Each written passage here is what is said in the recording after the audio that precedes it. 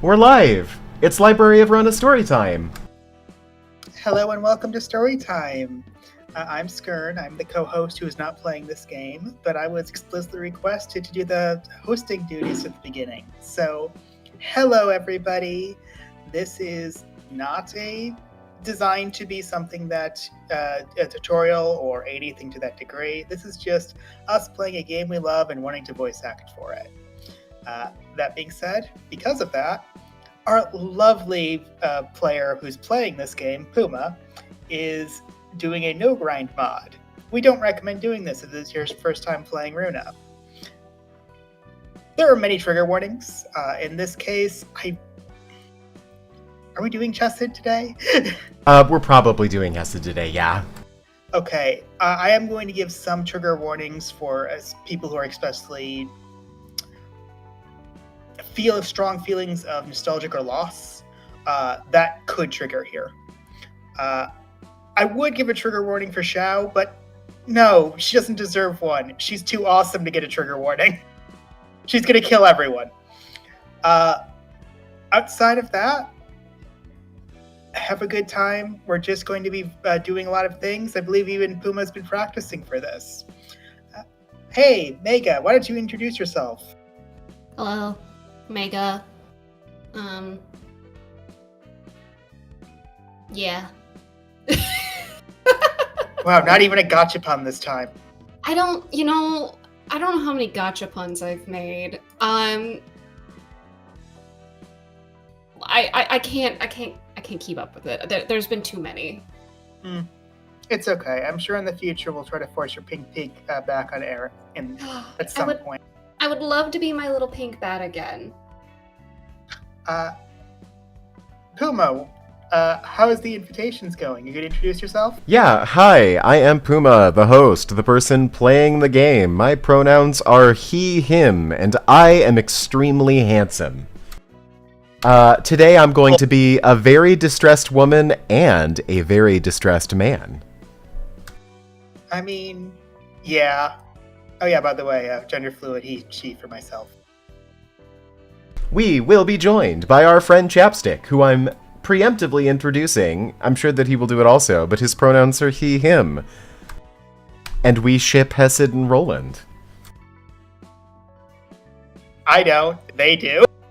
Chapstick and I ship Hesed and Roland. I mean, I could get behind it. Chapstick and Mega and I ship Hesed and Roland. Skern is wrong. I have opinions, and those opinions are Roland is too broken up over his dead wife. No. Wow, Skern, spoilers.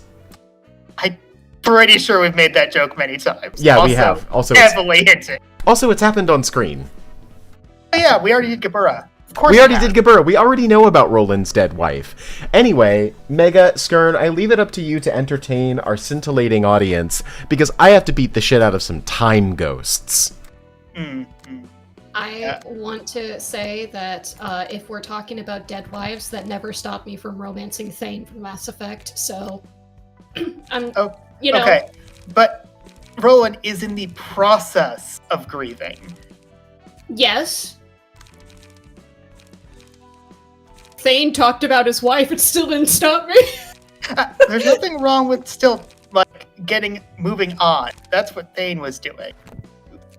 Roland is very much still processing those emotions. Roland is the most normal and okay person I know.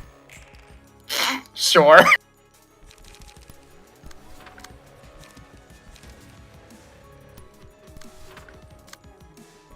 Oh yeah, this stream I actually have to do stuff again, don't I?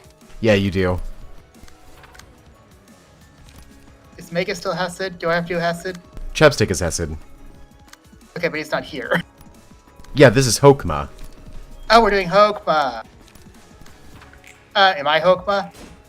No, I can't be Hokma. Well, you could be Hokma while Hokma is talking to Angela. Or, sorry, Roland. But then someone else has to be Hokma when Hokma is talking to Angela, which is the majority of the time Hokma is on screen. I guess it could be Hokma. Do you want to be an old priestly man? Sure. I can do my best.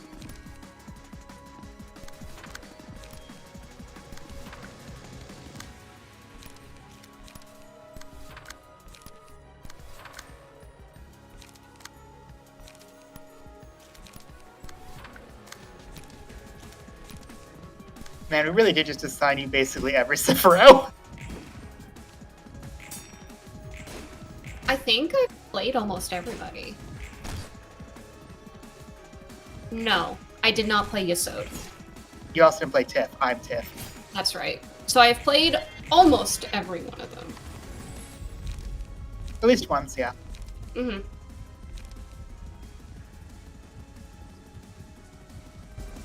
In our defense, it's because they mostly interact with Angela and Roland, and honestly, it would be really tough for one of us to do one of those scenes alone.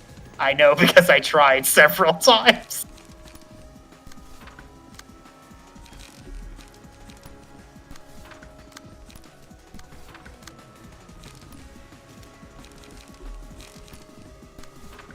So I've been getting back into Limbus Company. It's been fun. Tell us about your Limbus experience. I have an army of butler maids. Whoa. I know they're all butlers, but you know, half of them are dressed as maids. And they're all women, so don't think about it too hard. I love that team.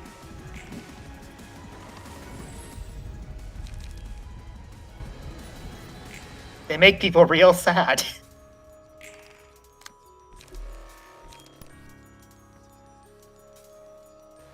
Anyway, I'm going to puppy dog eyes at Mega to try to make her get a little bit further in the game now.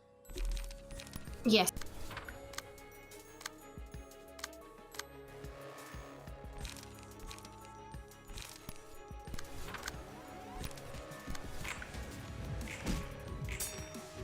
Admittedly, I am, with everyone being up tied 4 and me being currently level capped on most of my characters, the story is a lot of me just hitting auto win and reading.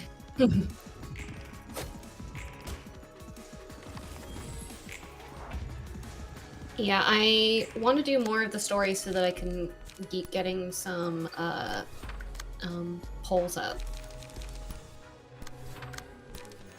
Also because the story is good. I think you'll like Kanto 4 and 5. So 4 is really stupidly long.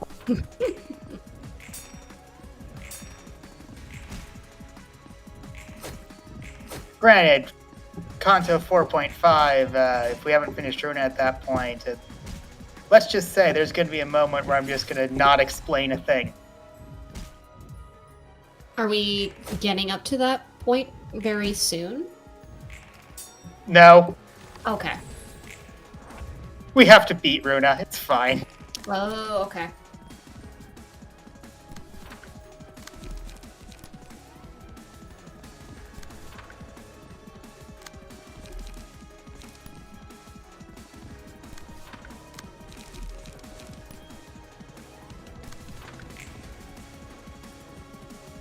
Perish.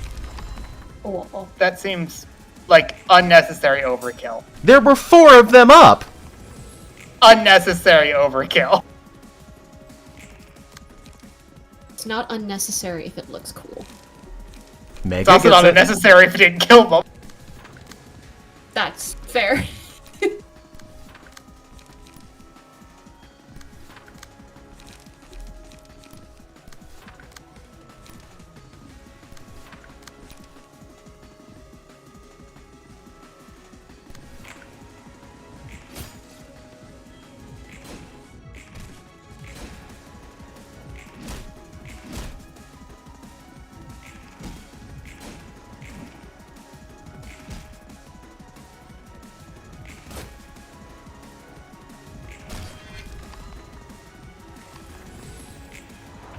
So, looks like you're probably going to win, so we should probably bring up our script.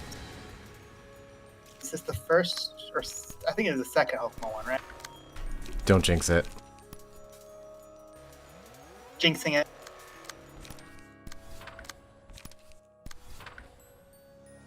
Oh, I love how super not intimidating this room is. It's the least intimidating room I've ever seen in my life.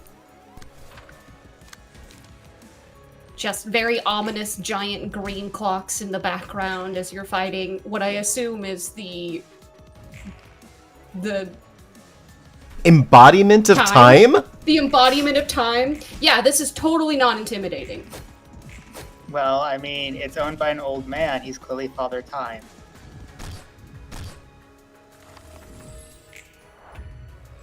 I'm kind of sad at myself and that I didn't realize that.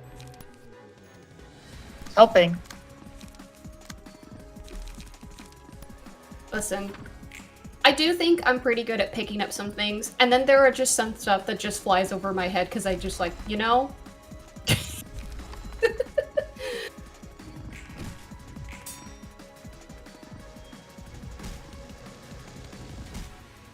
Does those clocks kind of look like eyes? Kinda.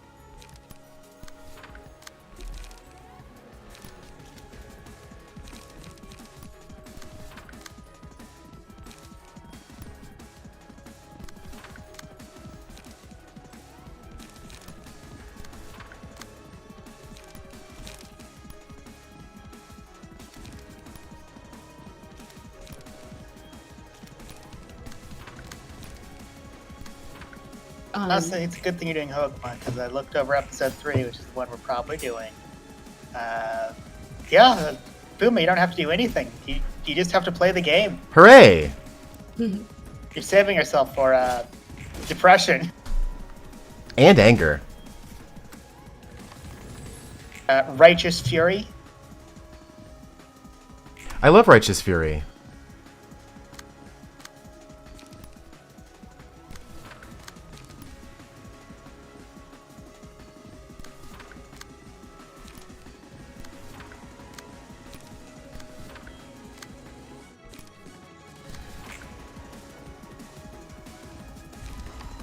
Yo! Get him, Solastra! Whoa! Yeah, that's Purple Tear's ability, by the way. Yeah. Hence why when you joked about who would win in a fight, our D&D party or the Purple Tear, I went, oh, the Purple Tear, easily. The Purple Tear, yeah.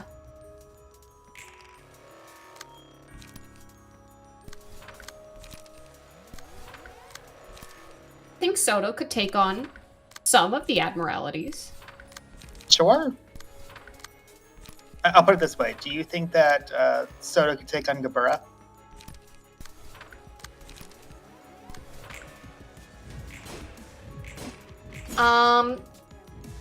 If nobody died, if we somehow managed to keep everybody up. Okay. No. Yeah. So that's my answer. I think collectively, they could win. But that is a if nobody manages to die in the fight. So basically, if things start going south, it's already over. Yes, pretty much. And yes, I think the only way to make Gabura properly in D&D is to kind of make her insane with high damage and several big AoEs. Yes.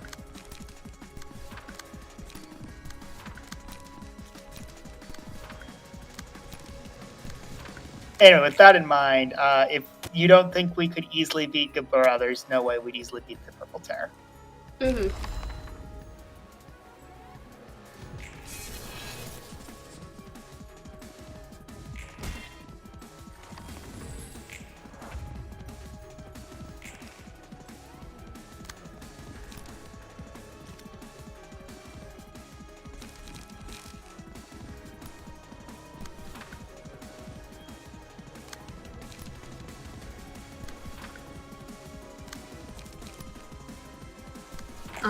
Is this a Ruina exclusive Admiralty that shows up? Because I don't remember. It's hinted in the Hogma Sephiroth stuff in Lobotomy, but not actually ever shown. Correct. Okay. To put it another way, this abnormality is what was allowing you to time control. Okay. So it's not the time machine, but it's similar to the time machine. I hate that fight. Yeah, it's a pain in the ass. It didn't look fun. We'll get to the voice acting eventually, Twitch chat. It's happening. And by Twitch chat, I mean YouTube chat. I know, you're switching between the two depending on what we're streaming. I know, it gets confusing. But hey, we're playing D&D again. Obviously, this YouTube chat should go watch those too. I agree.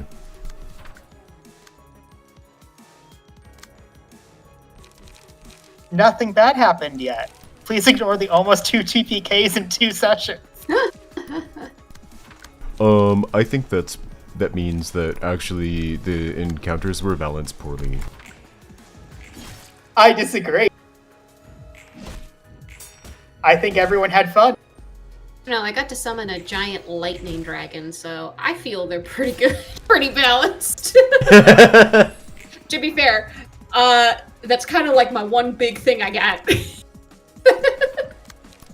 You also punched something's head off? Yes, but at what cost? You're hungry now? Yeah. Rose is hungry now.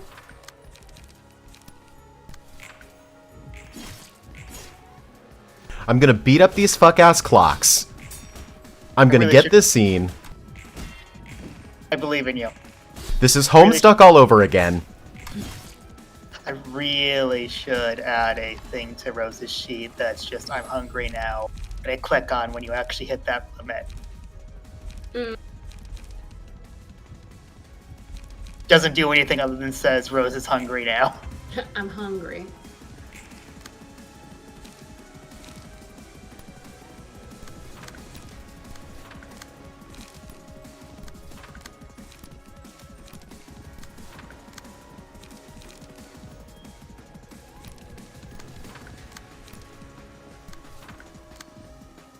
In fact, I believe Puma will be stuck here for a while. I'm just gonna go quickly enter her sheet now. Clocks suck. Yes. The iron hands of time. They tick ever forward. They are ticking right now. And you better race to complete whatever you want to complete, or else they're gonna kill you through old age. I think that's the implication of this fight. Yeah.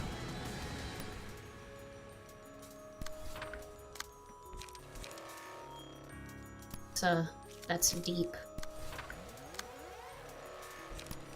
Honestly, I think it's the most basic thing you could read. Yeah. That's why it's deep. I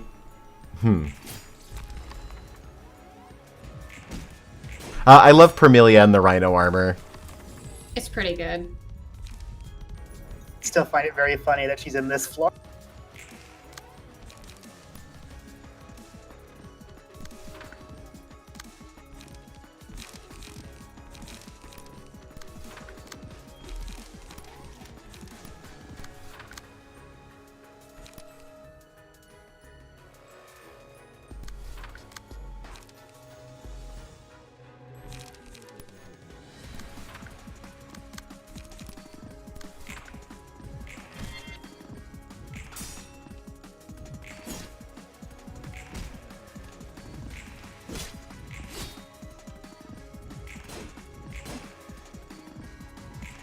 I needed my dudes to get up to the next emotion level to get all their light back, and all of them did.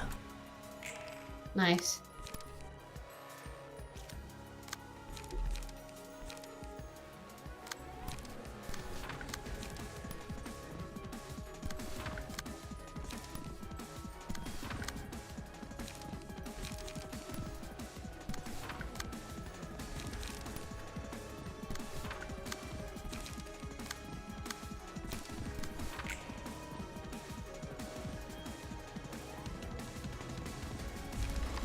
I love that. Me too. Think Thank you for adding that, Skern.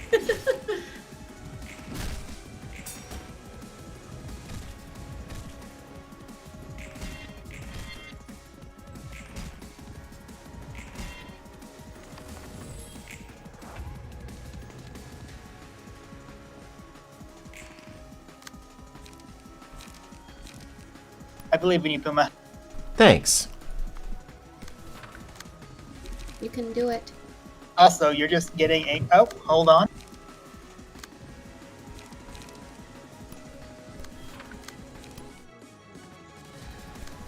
Hi, Chopstick.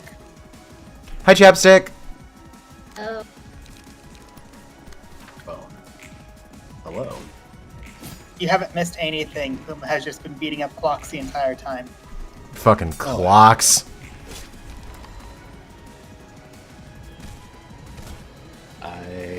I've got some leftover yakisoba. I've been doing work training videos all day, so my brain is mush. And I'm currently blasting my Bajas, so... Perfect. Do you want to be an old man if he wins? Sure, where are we? What are we doing? Am I like... Fuck, what's his name? Hokma? Yes. Am I Hokma? Yes, it would be Hokma episode 3, if he succeeds. It's an if. Alternatively, he will give up on this and go beat up a different person. Nice. Me giving up and going and beating up a different person seems the likely case.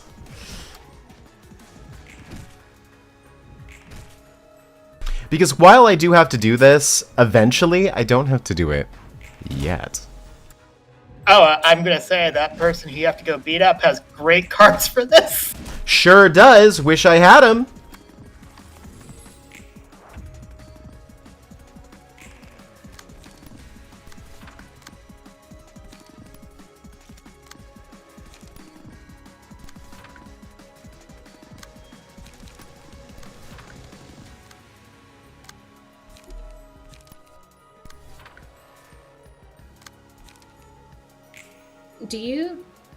Do you think if you punch the clocks hard enough, you just break time? That's a good question.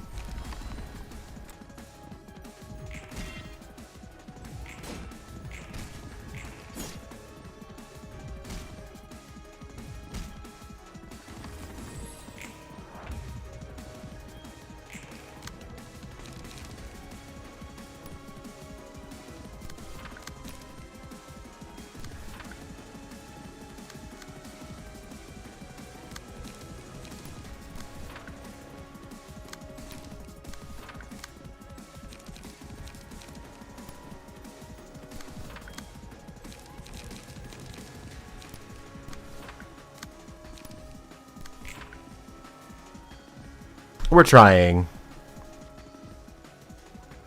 I will say, I think it's kind of cute that the little ghosty time has their own little mini scythes to match the big scythe. I think that's cute. It is cute.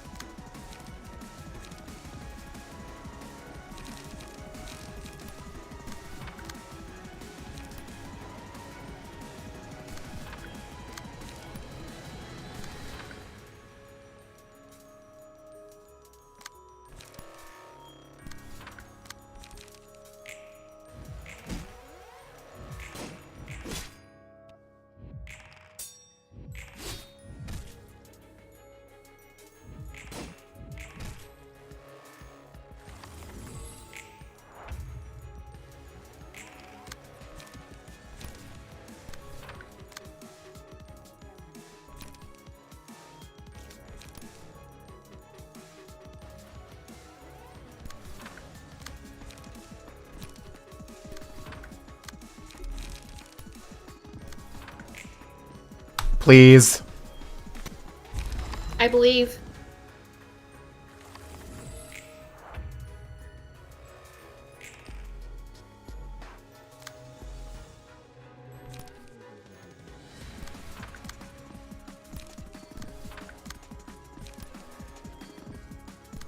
And this man's poor misery.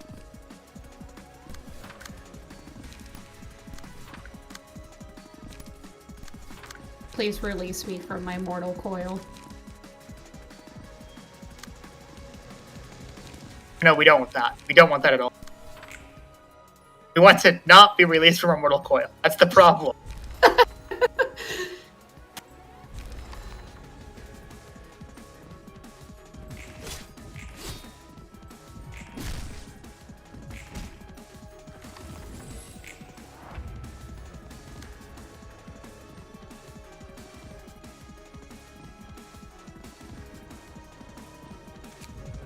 Okay, so Chapstick. Hi. Ignoring what just happened, I've been practicing with Xiao, and so I thought it would be fun to save Xiao until you got here. Okay. Well, I'm here. Yeah, let's do it. Hang Making on. me over. I'm putting everyone's key pages back on. And So as where are I we going to took- be doing reading from? Is it Star in the City? Yeah, about that. The only people who have to do any reading is me and Puma, because it's Marish and Xiao, and then Angela and Roland. Hell yeah. I'm going back to my yakisoba then. Alright, I'm grabbing water and then I'm being Xiao.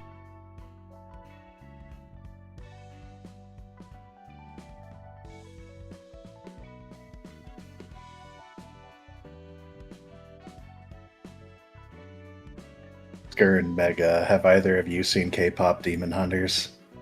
Watched it on Tuesday. It was really, really good. I watched it last night. I fucking loved it. It was I'm watching so it this good. weekend, so soon. I love the facial animation. It's so expressive.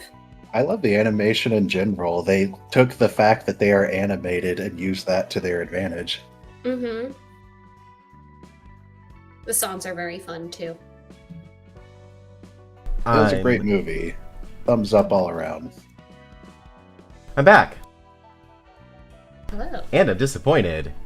They gave me 2 houses tomorrow, which I like hours and I like money, but this is a 35-hour work week. I'm part-time. Oh. That doesn't sound like part-time anymore. That's not part-time anymore. Okay, Xiao time. Let's make sure I actually equipped everyone. This has happened more than once. Alright, It's time. The voice acting is happening. The thing we're here for?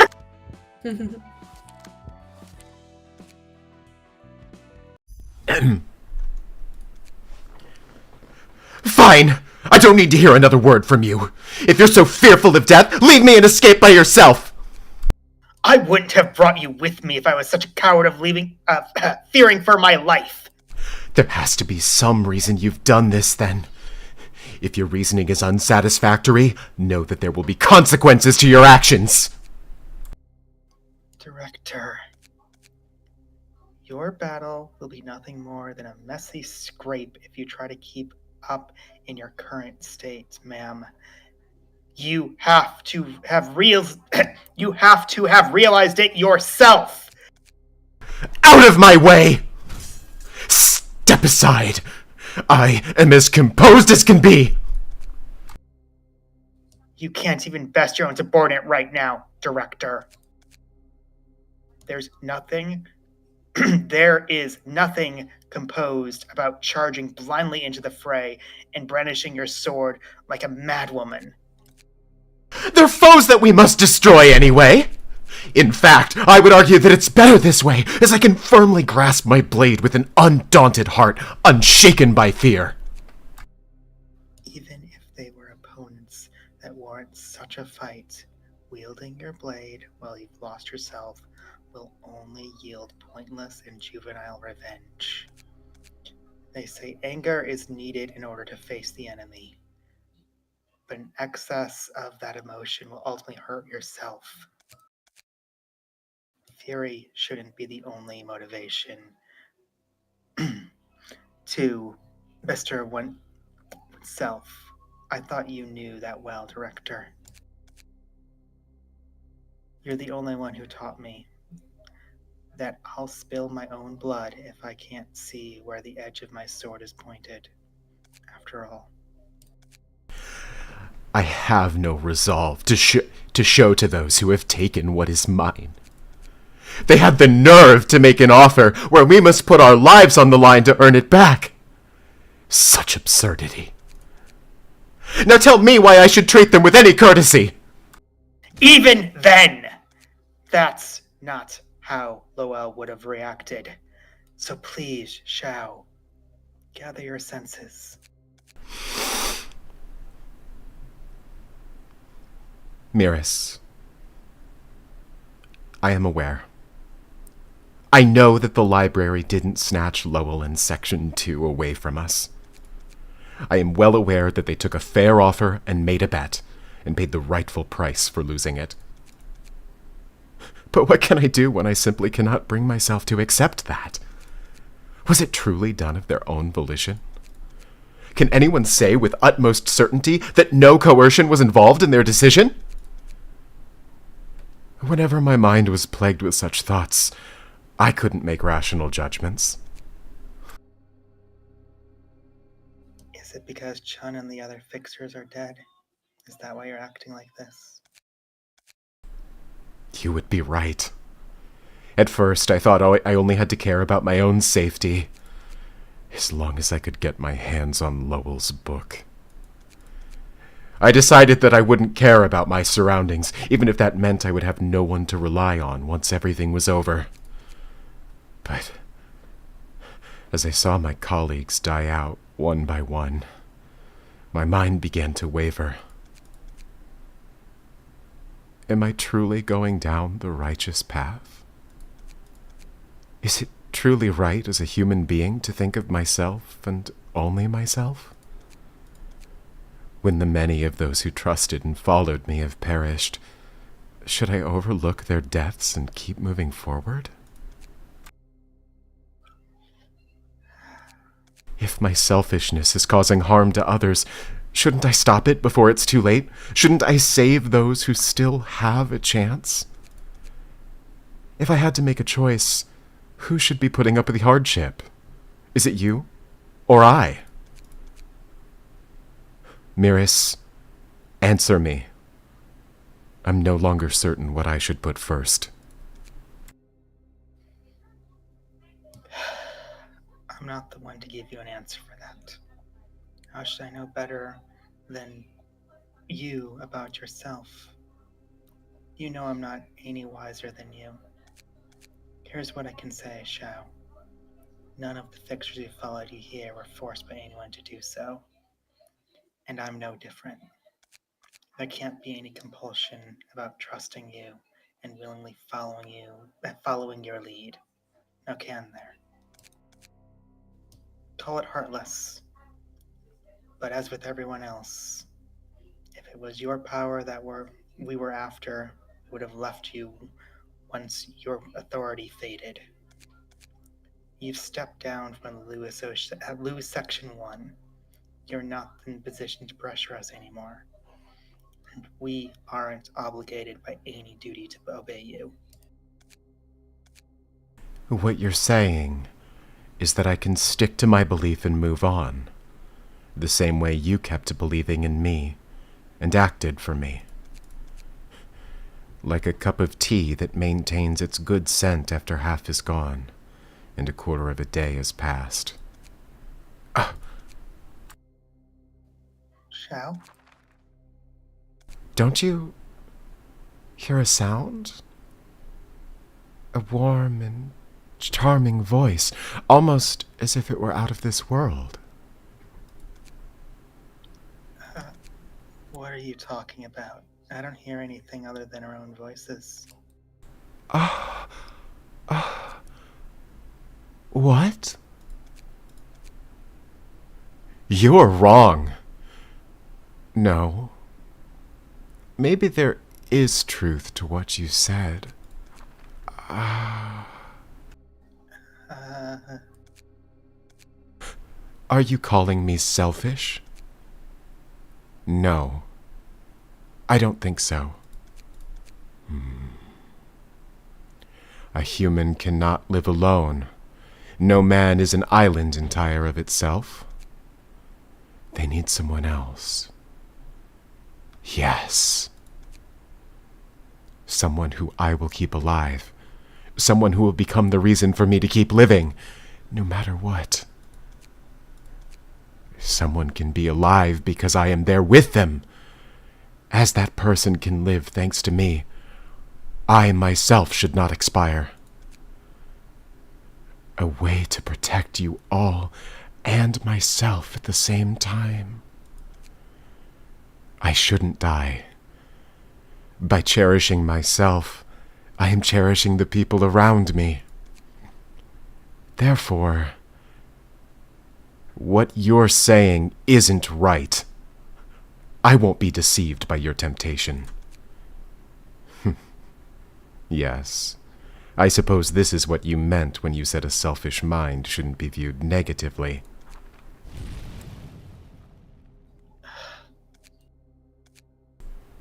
I'm sorry. I had let my own emotions overwhelm me, and failed to lead you rightly. This will be the last time I apologize to you and everyone else. Miris, I'm still in the dark, and I cannot see ahead. I'm frankly afraid, and I might stray onto wrong paths sometimes. However, I trust myself to return to the proper way as I stoutly press onward. Just because I cannot see the way ahead does not mean that a way doesn't exist. Did she just manifest ego now? That certainly resembled ego, although it was incomplete, like Philip's. And she was mumbling to herself, but it sounded like she was talking to someone.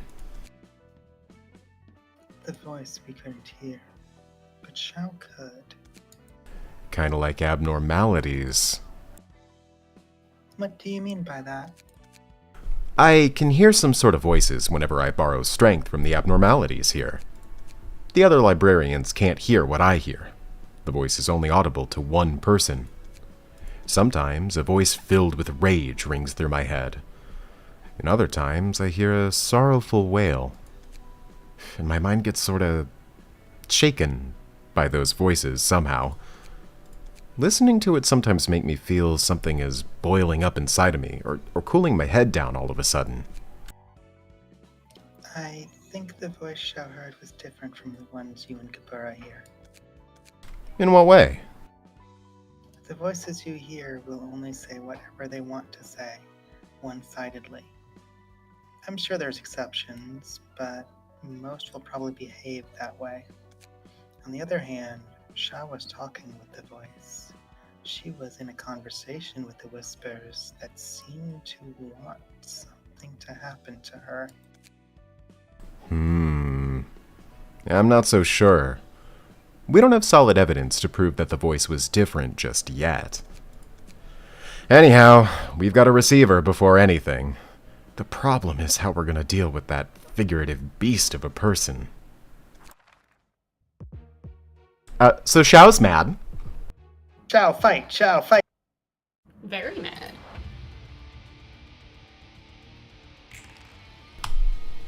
Alright. Unless you already know the answer. I forget if you know the answer. Mega, Chapstick, who is Xiao talking to? Or what is Xiao talking to? Oh man. I wasn't ready for a quiz. She talking to like the ghost of her husband? It could be anything. That was actually my thought. Yeah, I can't answer that question since you know I know the answer. I know you can't answer the question because you know the answer. I get the feeling I'm wrong, but I also don't know what else to attribute it to. Mm-hmm. I didn't say that.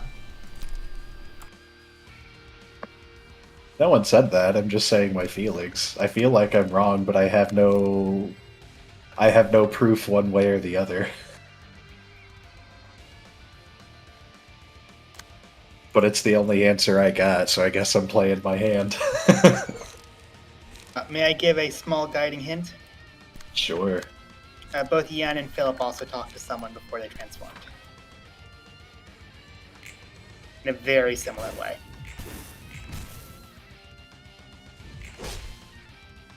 Well, I'm still drawing a blank. I'm sorry, I'm kind of dumb. No, it's all good. It's also not been explained yet. They were talking to Squidward tentacles. Why'd you tell them it I was do Cthulhu? reject that theory. I'm just gonna hard pass on that one.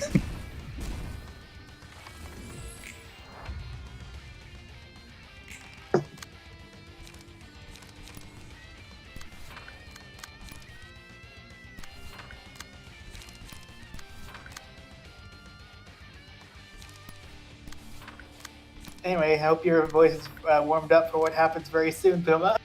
I holler real loud. I don't actually think she hollers that much. She doesn't. She has a deep rage, not a hollering rage. She simmers.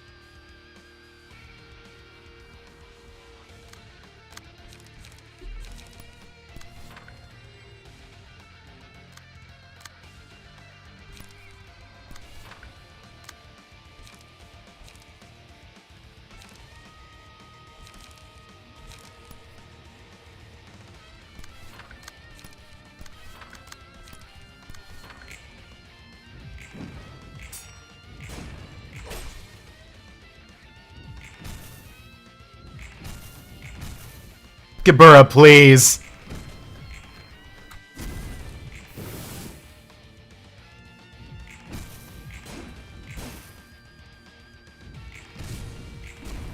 Gabur respects her too much.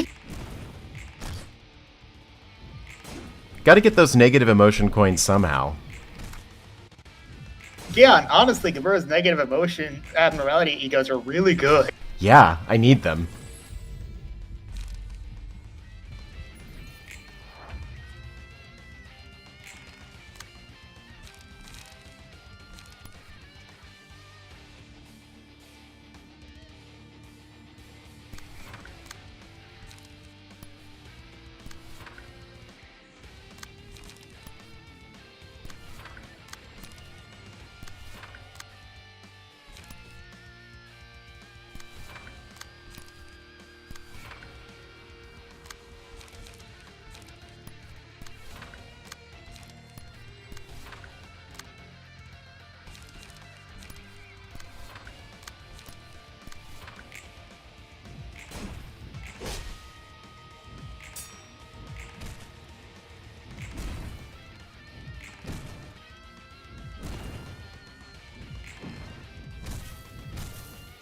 Yes! Perish! Say that so cruelly. I'm getting so many positive emotion coins. I hate it. No, I need the bad ones. Oh, this is gonna be bad.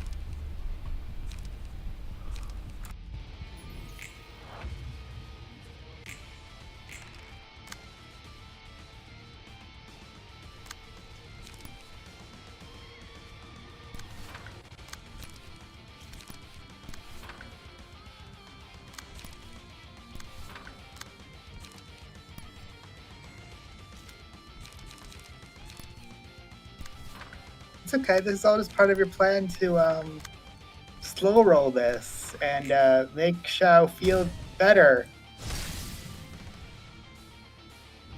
Then you remember what Shao can do.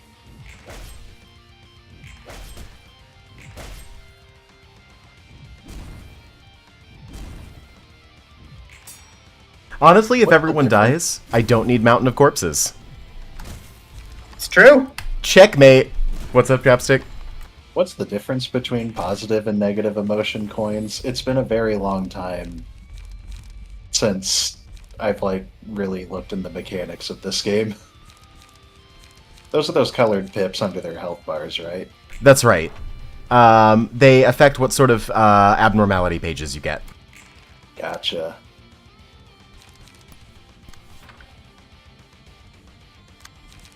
So Xiao's feeling pretty good right now, relatively speaking. He has been kicking everyone's ass.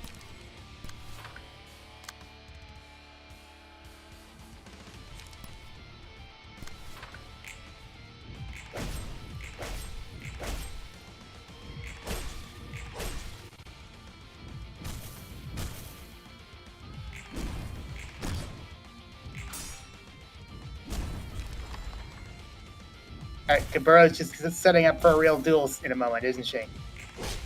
I think so. It's gonna be really funny if I take out Xiao before Miris.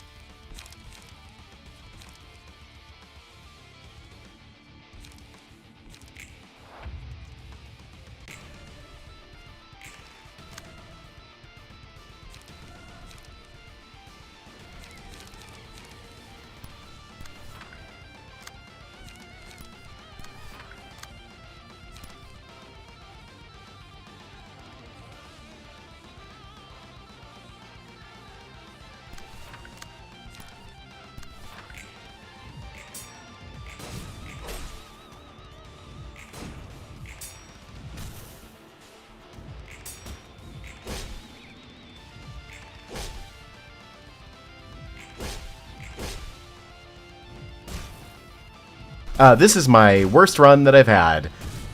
I know, you practiced many times, and this does not look like one of your practice runs.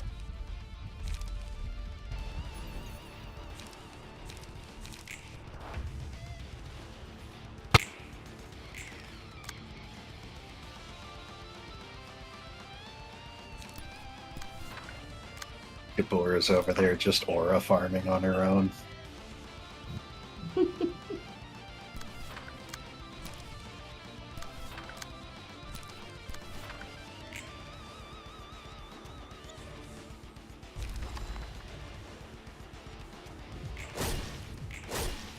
It's okay, I win.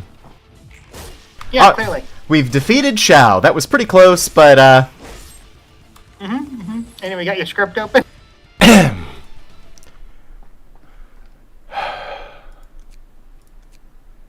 You have all died.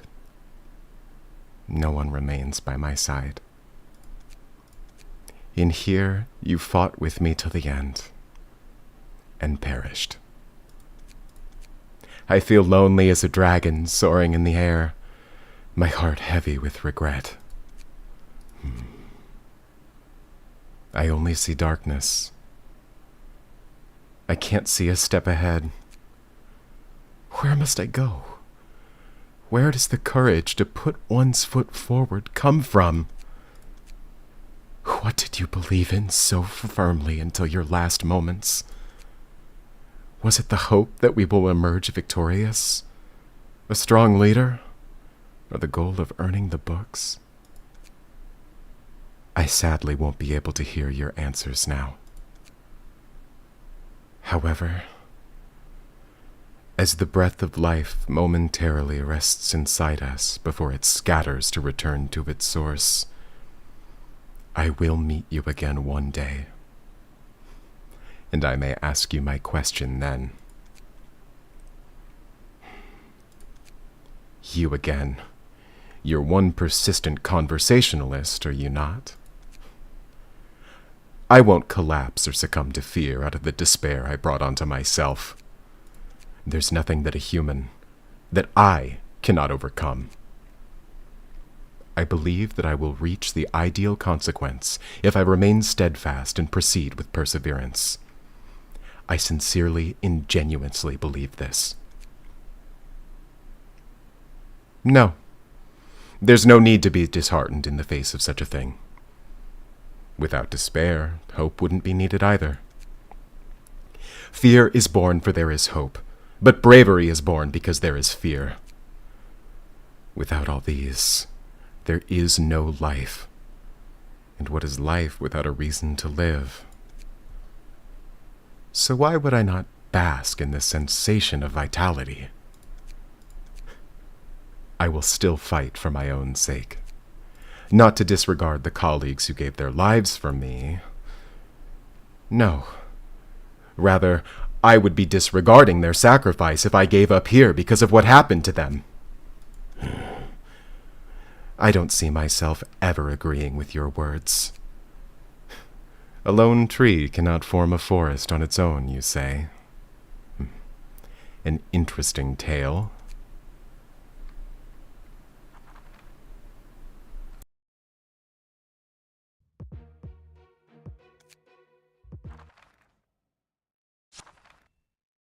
Even if I am alone, night will come, and every night is followed by dawn.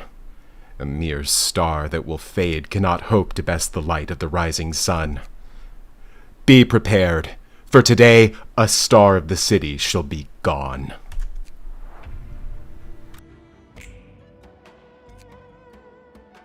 I don't think she's talking to her husband anymore. Yeah, I don't think so either.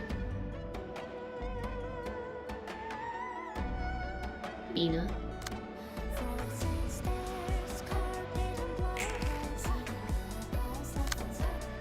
Anyway, welcome to what a lot of people consider a pretty hard wall at the end of Star of the City. How many times did you fight her the first time?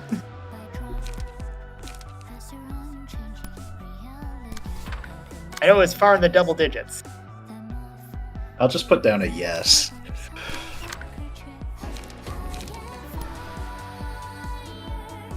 I can tell Puma's locking in now.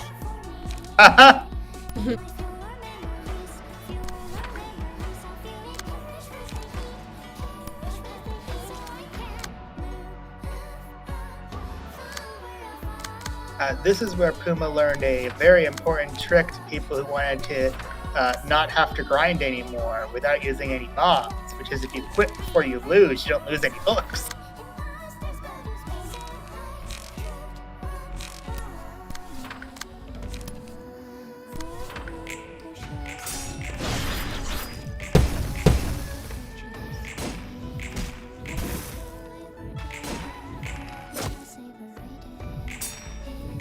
Xiao deserves to win.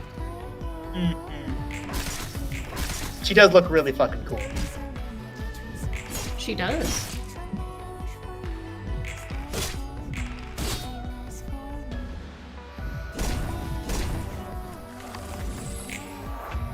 Ina's face when she's getting attacked.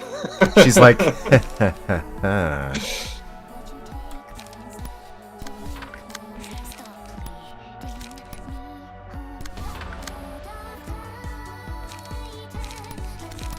I'm gonna grab some more leftovers. I'll be back.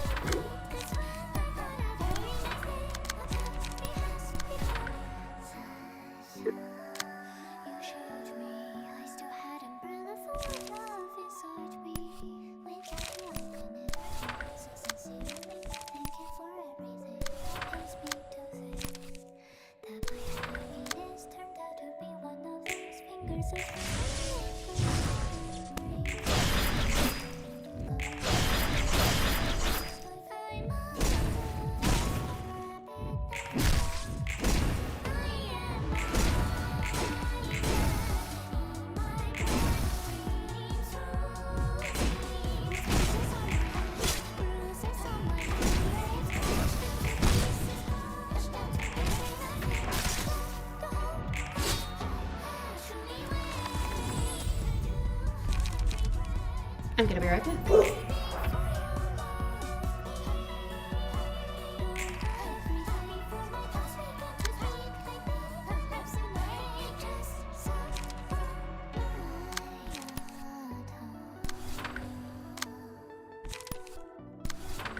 So should we be concerned by, everything being on fire?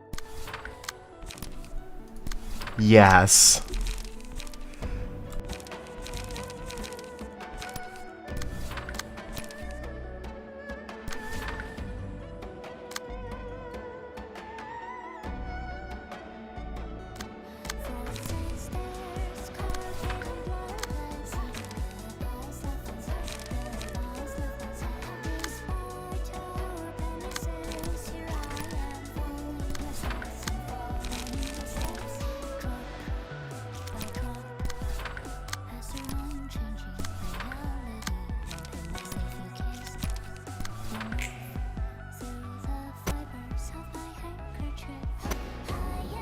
I am shocked that so many people blocked that.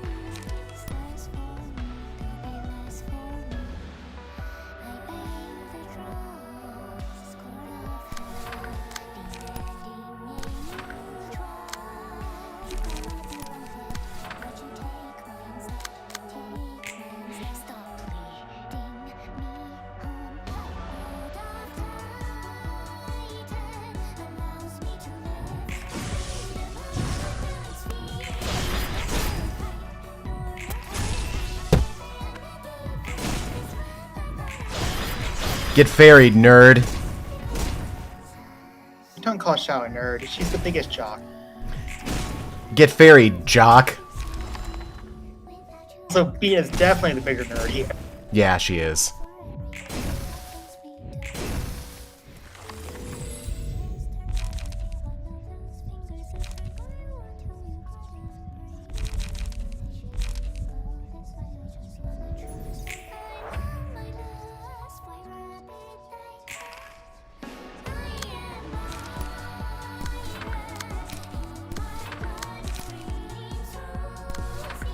So, Xiao identity when? Yeah, but who gets it? Ryoshu?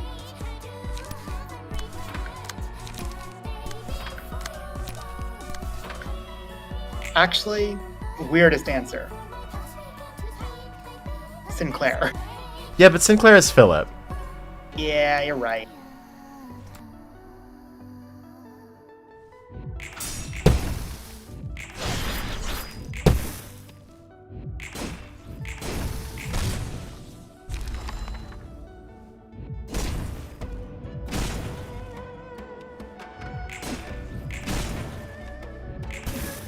Wait, I have an actual answer. Tell me. Heathcliff. I can genuinely see it. Yeah, it's the kind of thing where the more I'm thinking about it, more like, oh, that really fits, actually.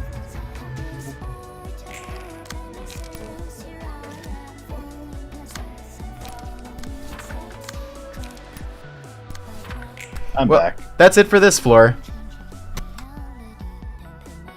Well, Yum Yum's going out with a bang at least. Yes, they are. Boom.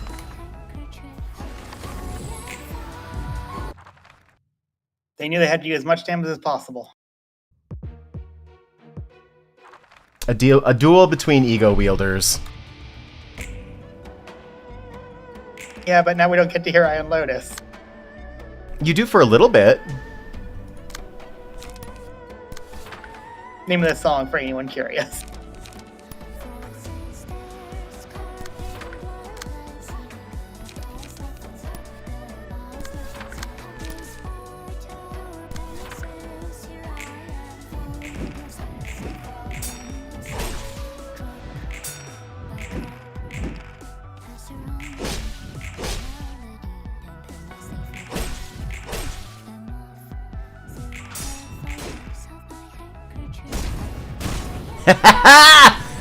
I set that up perfectly where reverse scale didn't trigger, and I'm proud of it.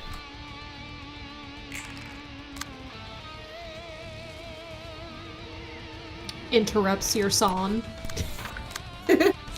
I mean, that's Gabert in a nutshell, isn't it?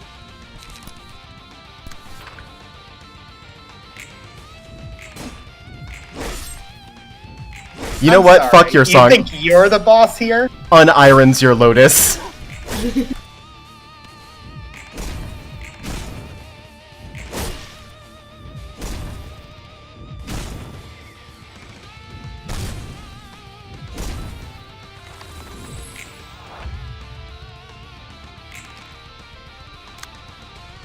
Uh-oh.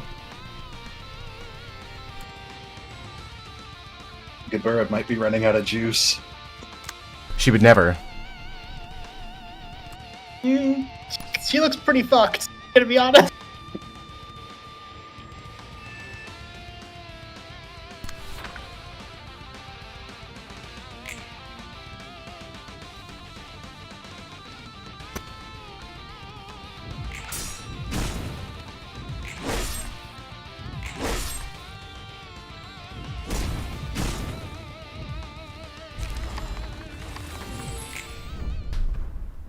I beat her 4 times in a row. I need you to know that in practice I beat her 4 times in a row. To be clear, that was really close. I'm changing nothing because I know my setup is good. I actually think your part 1 is where you got screwed. Yeah. Mm-hmm. Considering how rough the part 1 was, that was an extremely close fight. Super good second half. Yeah, I think I'm gonna farm negative emotion coins here.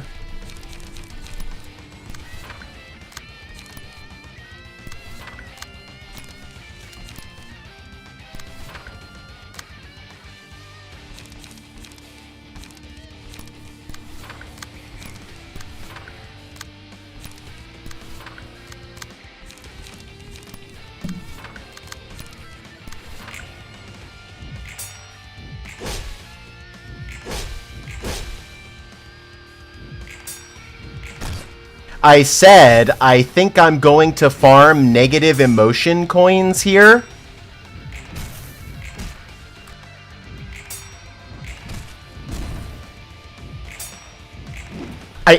I genuinely can't believe how many clashes they're winning.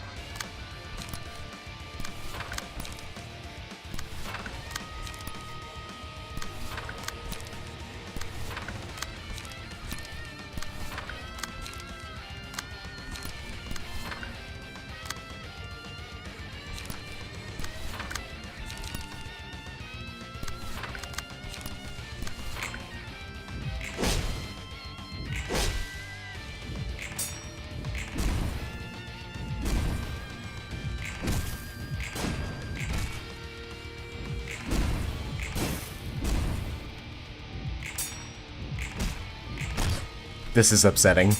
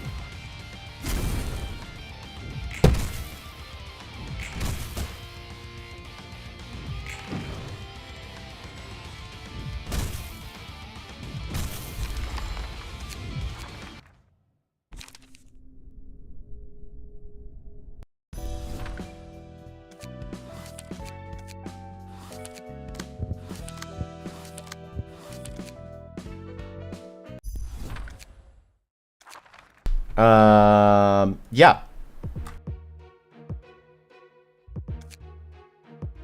You're giving everyone the true Shao experience. Mm-hmm. I don't want to. I want to give them the experience where I win effortlessly. Well, you've already failed at that. No.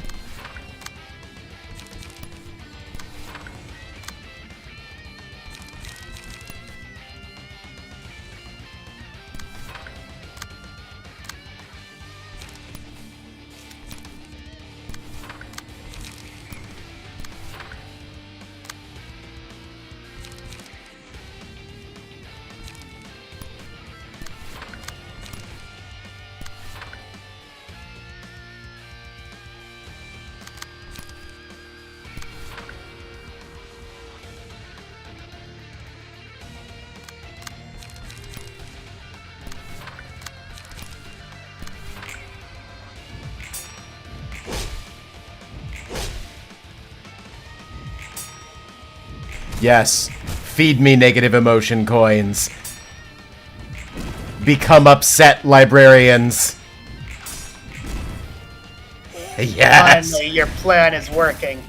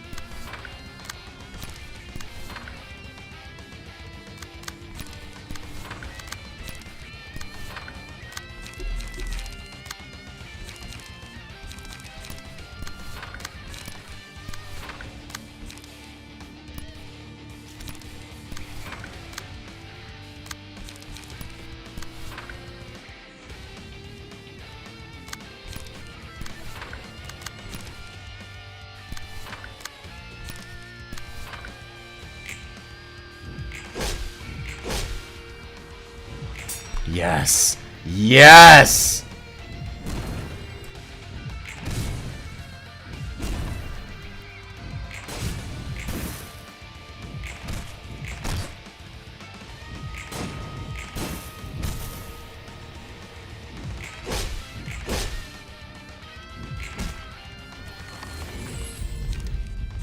This is the one I wanted.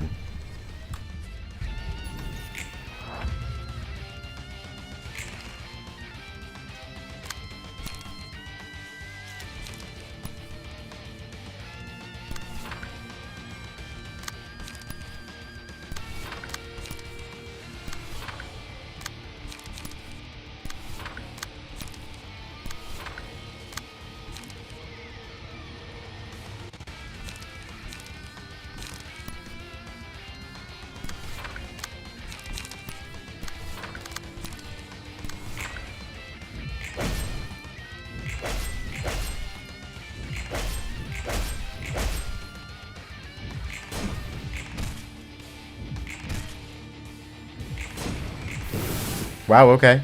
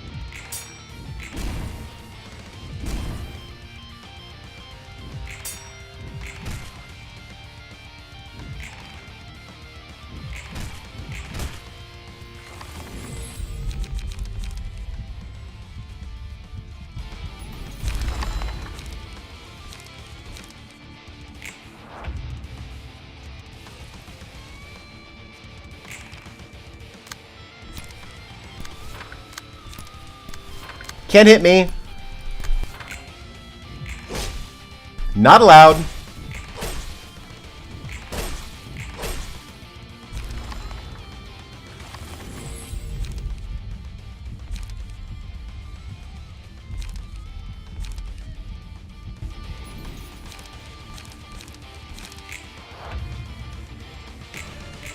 Hi, Xiao.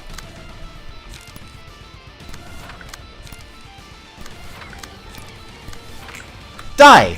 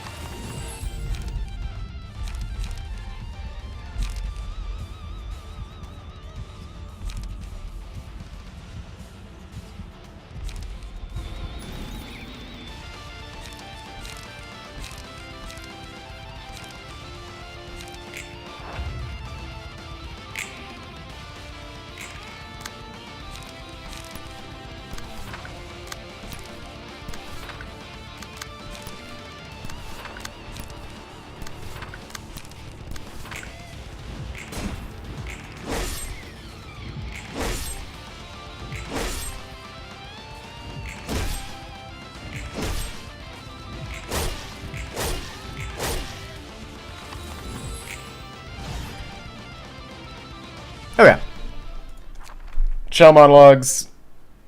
She's angry now. She's angry. Oh, she's manifesting. We go over to Bina. Oh.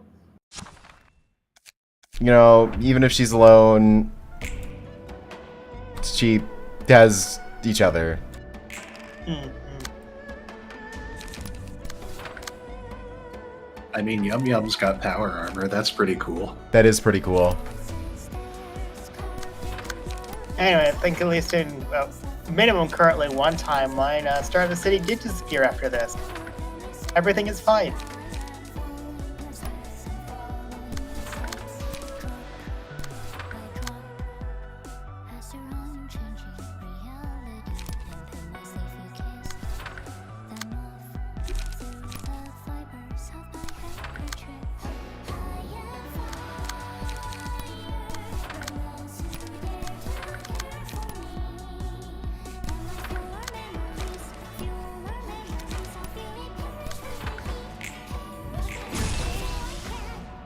Becomes sealed.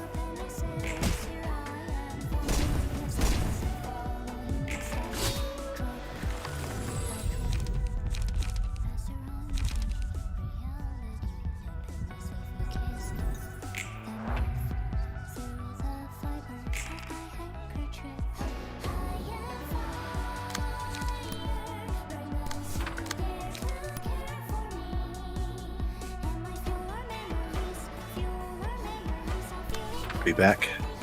I miss you.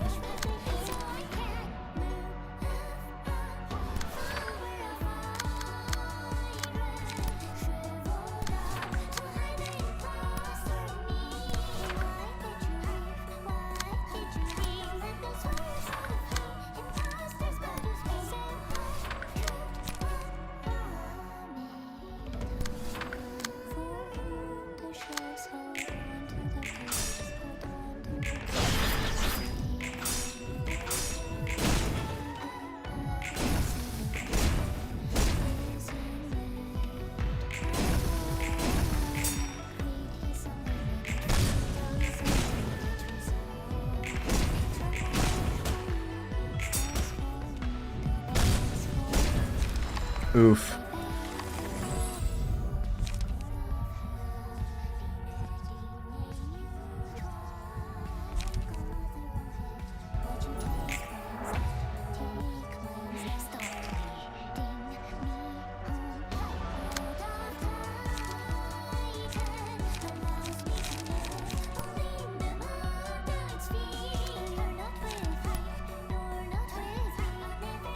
I mean, you got this, right? Totally. I believe.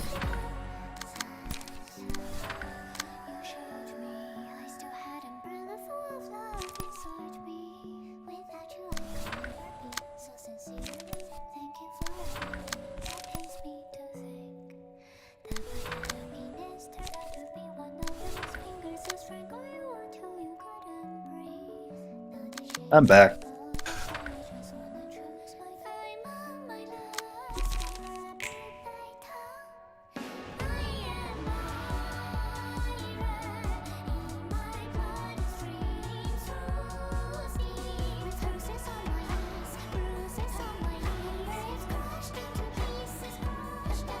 I need you to do more than mineral.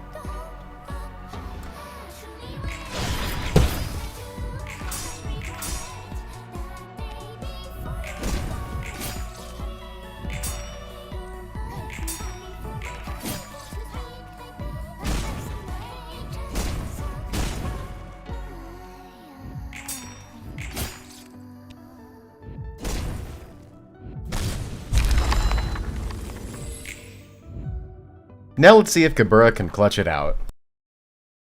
You can do it. I believe.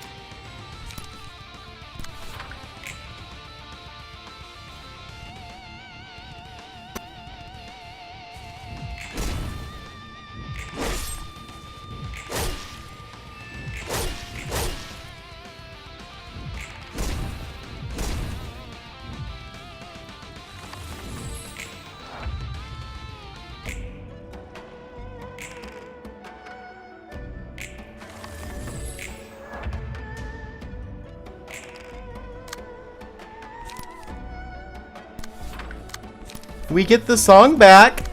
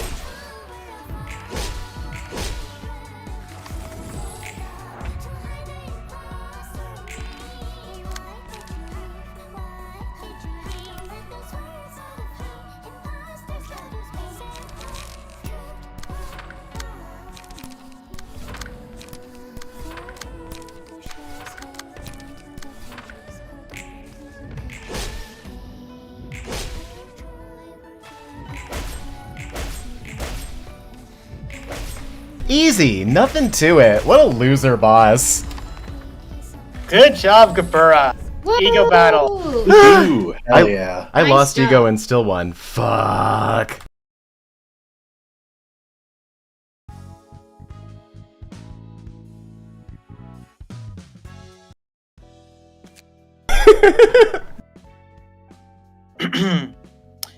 In the end, Shao has become a book.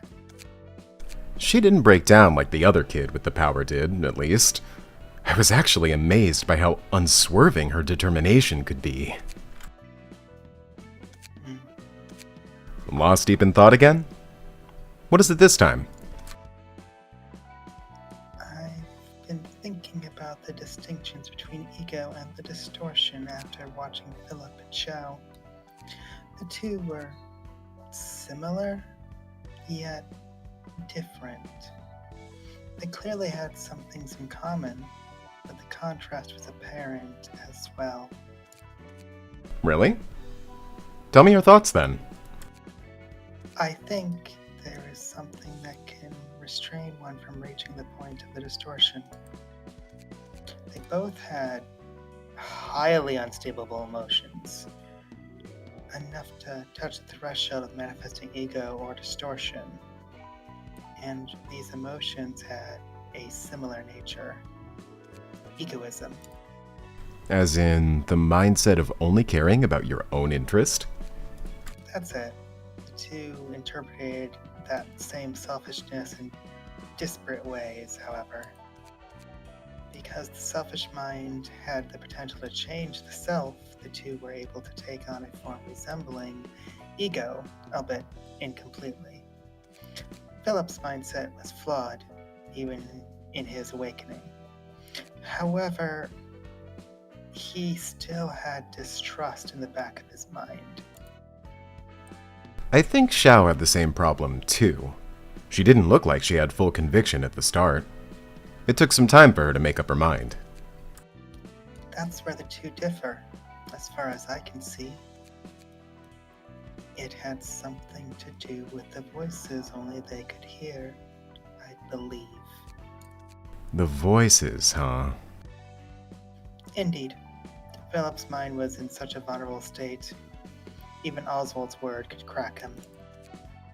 I don't know what the disembodied voice Pluto told Philip to pay close attention to said, or if the voice really was the last straw that broke him.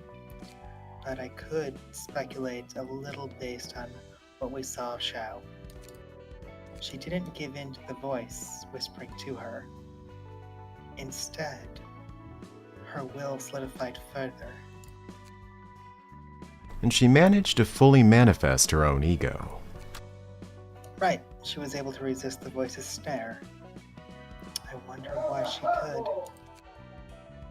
It might be what she said when she first came here. The precious things and whatever. All the things that motivate humans to live, to be precise. I guess it's not something that can be pinned down to one specific element. Each person cherishes different things. Maybe ego is the thing that keeps one from crossing the line of the distortion. It's like walking a tightrope at all times. One wrong step, and you crash to the ground. I suppose you're right, Roland. It's weird. It can't be possible to make any change with just willpower in this world. It's not how the city works. Maybe the world's about to change then. It's not as simple as that. If this power really has the potential to shift the ecology of the city, the head could take action at any time. Even if the head does intervene, it won't make a difference. We'll simply greet them as guests, like any other.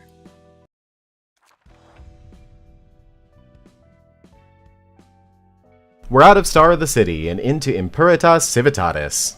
Ooh. Heck yeah.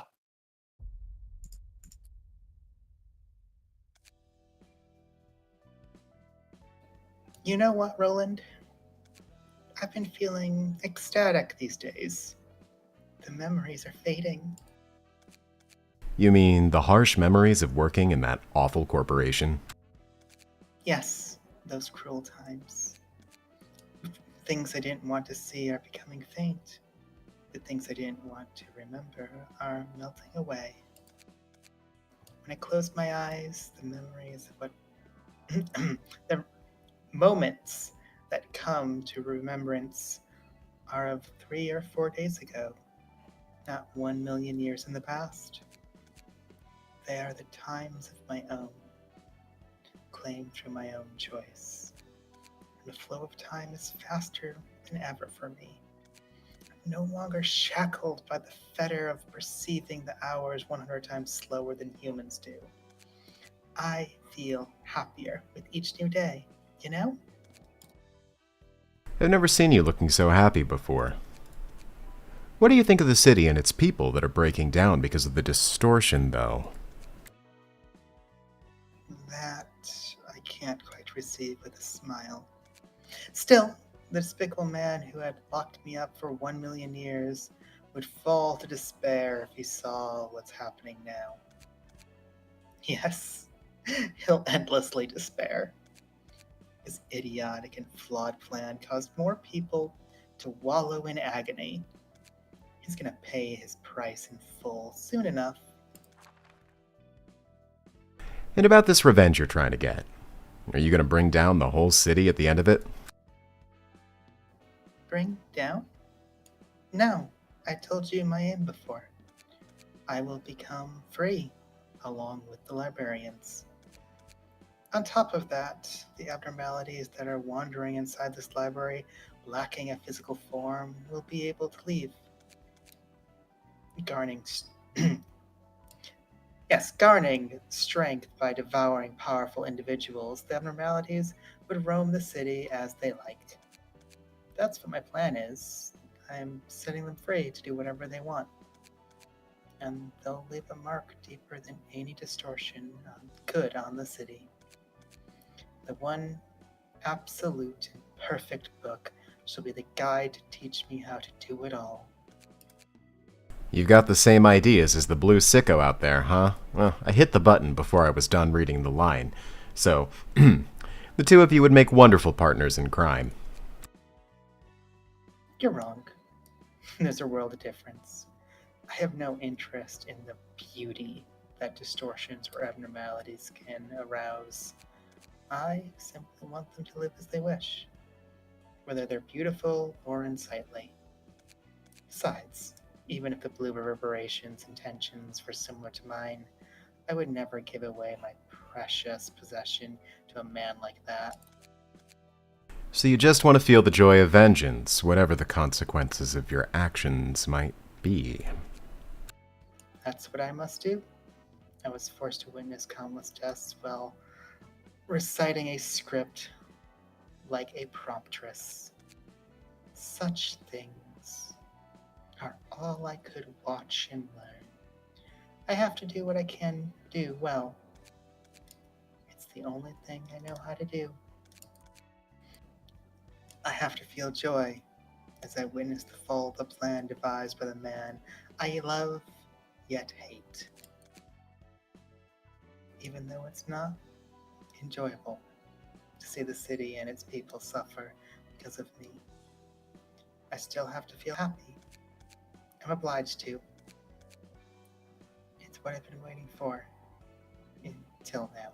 If I don't do this, I won't be compensated for the 1,000,000 years of lone suffering. Nowhere else would I be repaid. I still long for vengeance. However, forget it. I could spend all day thinking it over, but I'd reach the same conclusion regardless. I'll find the one book at all costs and make my wish come true. If there is a next time, then it might be nice to have someone else to think about it together, rather than just grappling with it alone. I suppose that's not a bad idea. And then, as I previously said, I want to travel around the world. It'll certainly be fun. Once I've laid down all of the burdens, of course. All right. Let's give that plan some good thought after we're done with everything. Okay. So, I would love to give Skern, Chapstick, and Mega lots of lines, especially Chapstick and Mega. But there's a problem. I can't do this thing if we want that to happen. Because big Roland scene, big Roland scene.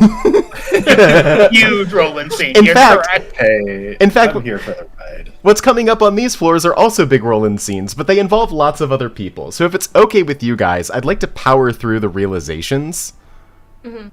It's also important for endings. Sure. Yeah. I will let people know there are different endings depending on how many realizations you did before the end game. Interesting. Yep, you can't get the best ending unless you have fully realized every floor.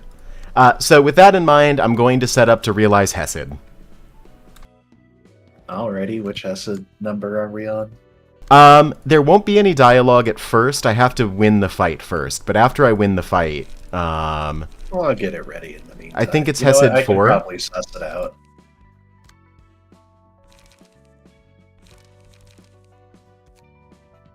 Hesed 4 sounds right to me. Yep. I also have to make Red Moon Chow. Yeah. I mean, you did just get some of the very powerful pages that's going to make doing the realizations much easier. I will point out, technically speaking, you can do the next few levels without realizing first if you want more cards. But you probably want to rest your voice. Yeah, especially because, so any way that we proceed forward, I have to do a lot of talking. Oh, yeah. Well, That said, you I did do volunteer to be the main character, pretty much. That being said, the next two Impuritus chapters are very Roland heavy. They do give some really good cards, too.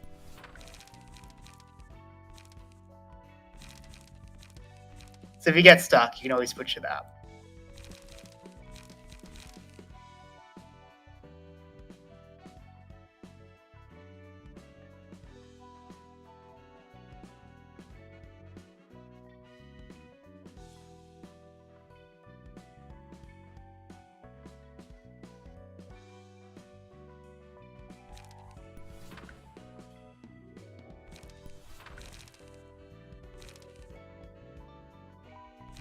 Anyway, Puma, would you agree that we're very close to the end game? Extremely. We're like 70%.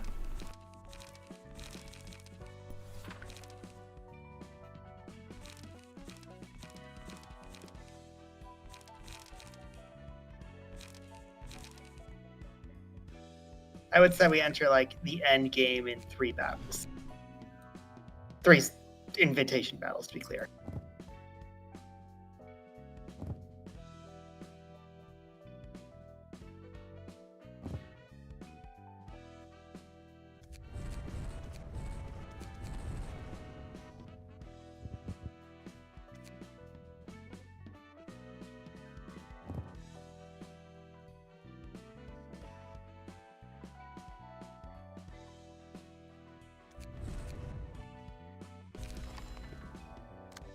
Ooh, I think we're also going to be unlocking some of the chit chat soon.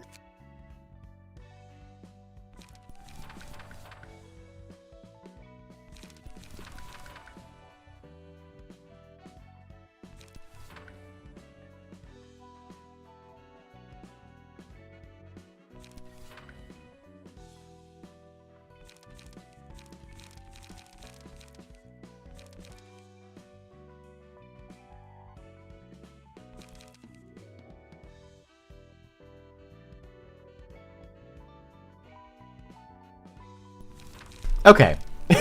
Building Yan is pretty easy.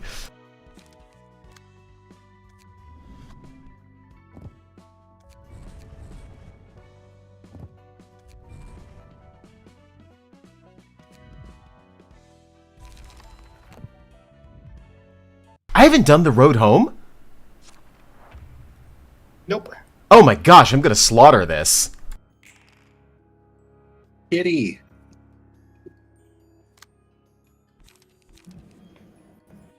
I love the house. Why is the child named the road home? What is that implying? What is it implying, Chapstick?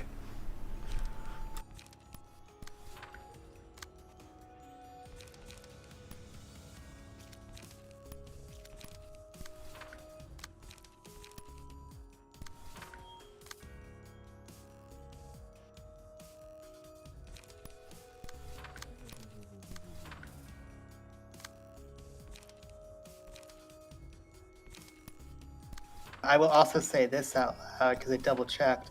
You might have some of the chit chats already unlocked and we haven't viewed yet. Oh, I definitely do, and I just haven't done them. Yep. If you ever just want a break, you could do the chit chat.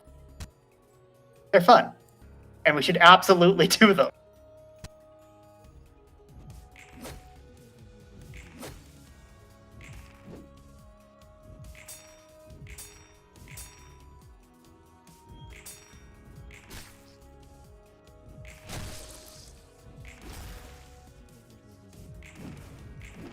Kitty is a manticore.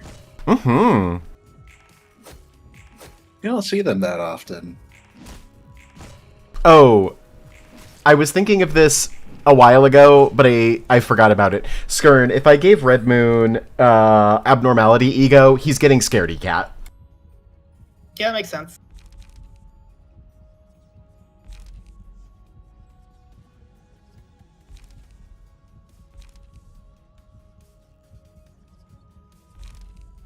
Oh, it'd be fun if one of the scaredy cat things is assign one person to be the child. Yeah. If that person dies, get fucked. Yep.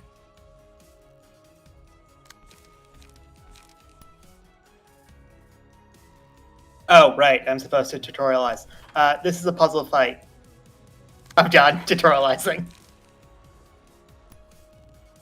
You want to explain it, Puma? I don't.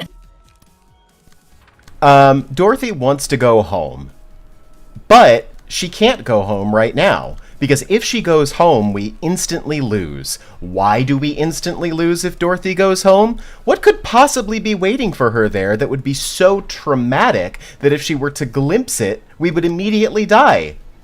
Did I do it? Dead wife.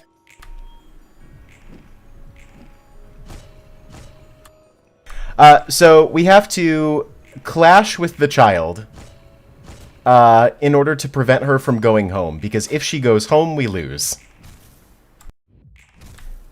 She will pick two people who get the yellow brick road, and both of those people must win the clash. If either of them lose for any reason, it's game over.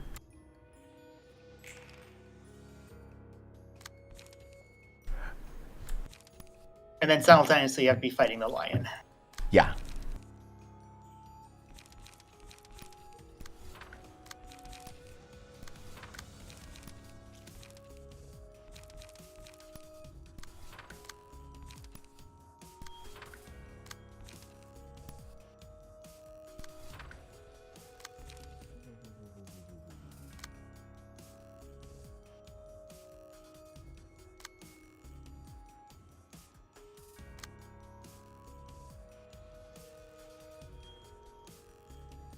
But yes, I point out the chit chats as if you do want to ever rest your voice, you can make us be a bunch of Sephiroth.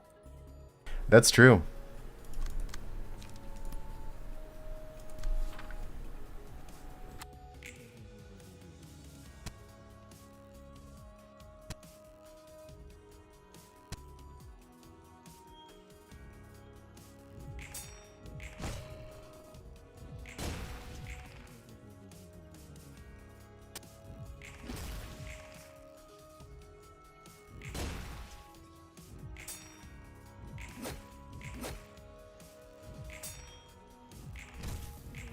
Oh, every time you hit Dorothy, the Cowardly Lion gains strength for the rest of the scene. It is a problem. Yep. Can you just kill Dorothy? I assume that's the end goal. It's the end goal, but it's difficult to do. She has a lot of resistances. Mhm. And I imagine there's going to be more characters than the Scaredy Lion. We've already fought the Tin Man and the Scarecrow, yeah. Ah. A Scarecrow takes your card. Tin Man, essentially, you have to simultaneously be dealing with an alternate objective to prevent him from gaining strength. But my warm heart. You don't want him to get that. Don't take away my warm heart. Yeah, be more afraid that those warm hearts are in trees. Is that the woodsman? Yes. Mm-hmm. I'm about to murk this child before she staggers. If you prevent her from going home twice, she gets so sad that she staggers. Yeah, we're also using way more powerful cards than you need for this scene. This fight is actually hard. Yes.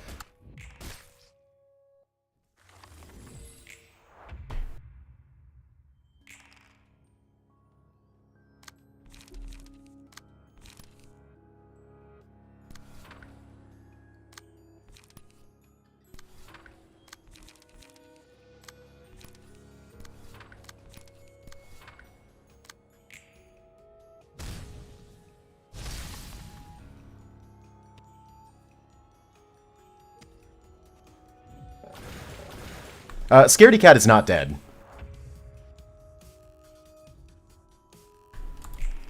He's now out of courage.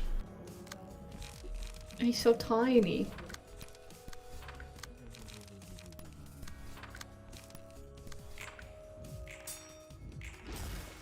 Kind of adorable.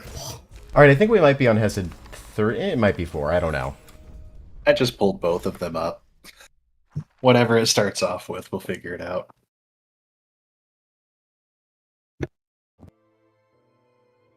What are you up to? Picking out some coffee beans. It's much more intensive work than it seems. I, Angela, and the employees of Lobotomy Corp were all picked out and ended up where we are, just like the guests were. No matter what the individual wishes, society will just pick out the people at once and leave the rest to rot in a pile. An invisible chain of oppression is weighing down on everybody. Those are rules necessary for people to live close to each other. Hell, I bet society's going to be even more messed up than it is now without him, you know? I agree that some rules are needed, but why'd they all have to be so extreme? The syndicates and the backstreets, the association of fixers and the wings, they're all established on the premise of human sacrifice. That's how it is in this world. A big game, a cat and mouse, where the winner takes all. There's no point trying to wrap your head around the inevitable. You really are an odd one, huh?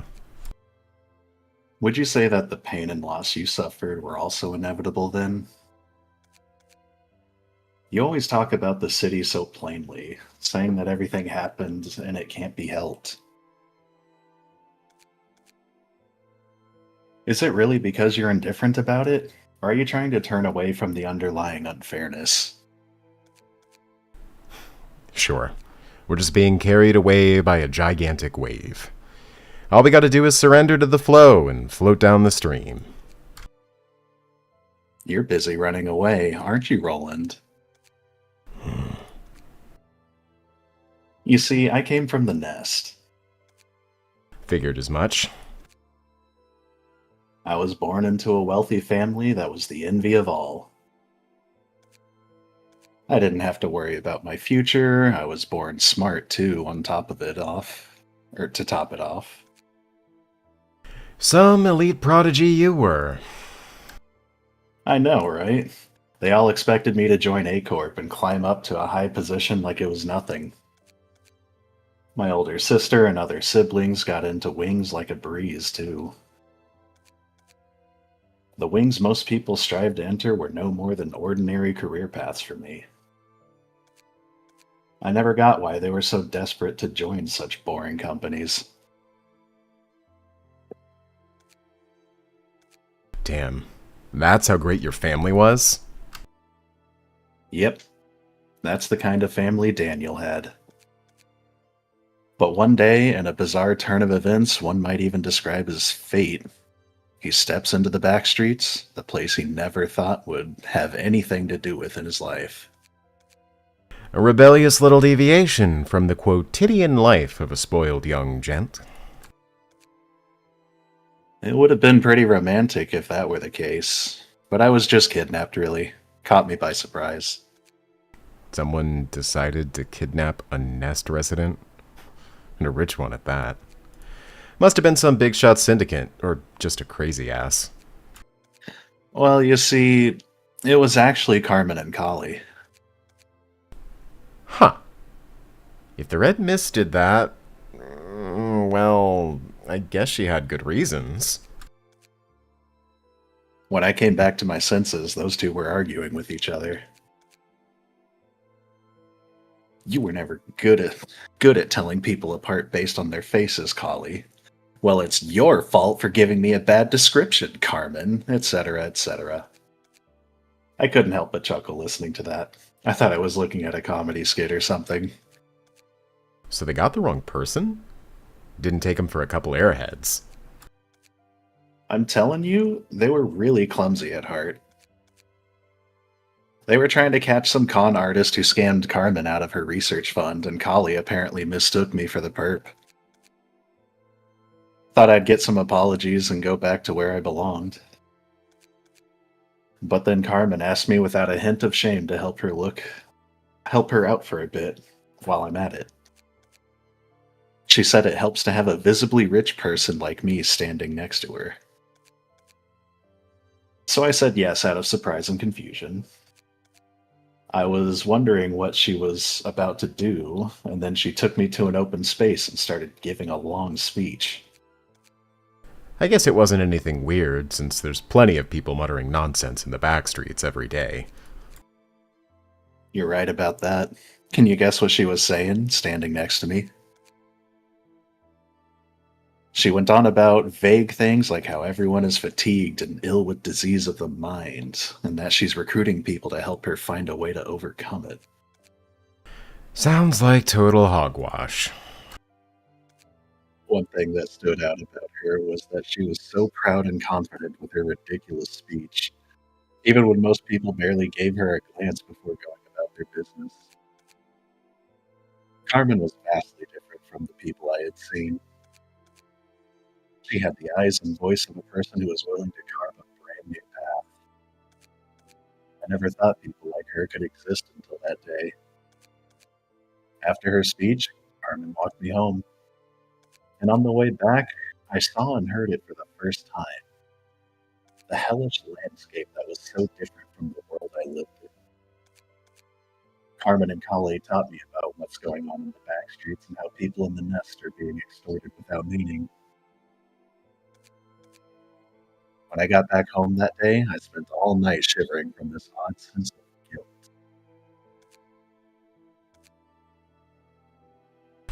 The naive young noble wakes up to a half-baked sense of justice. I did. I guess you could say it was half-baked in a way. I mean, you could have just shrugged the whole thing off as a bad day and went back to your everyday life, no? Maybe. But I just couldn't, no. So, I ended up joining Carmen's team of researchers. That's simple. Aren't you skipping too many steps at once? Of course my family had several problems with it, but those were just small details. I wanted to use my capabilities to help people. I was sincere about wanting to make the world a better place. Daniel was. How about now, then? Are you still sincere about that? Yep, I am. I want to change it right next time. If there is a next time, that is. Don't expect others to have the peace of mind like you do. It's all thanks to your prosperous background that you could say such generous stuff. I'll be going now. Tilda. Tildas. Okay. Roland is so over Hesed. We have chit-chats. We have realizations. I also know that a certain female character plays a very large part in Hesed's realization. Hey, you just point me in a direction and a script and a character, and I'll do it. I kind of want to get it out of the way, Skern. No, totally fine. I was Let's giving you do the it. option to switch things out of to get out to rest your voice. That makes sense. Okay, so in a flashback, we're going to have Pluto and Angelica. I would really like Mega to be Angelica. Sure, I'll be Pluto. All right. I vaguely think I remember Angelica. You are a confident, not arrogant, but extremely confident badass who doesn't take things too seriously. Okay. She's been mentioned a couple of times, but I believe these are her first voice lines. Mega, she's so cool. And where is this? It's going to be Hesed 5? That's at 5. I have to beat up this thing first. You have to actually start the realization. You got a while. Okay.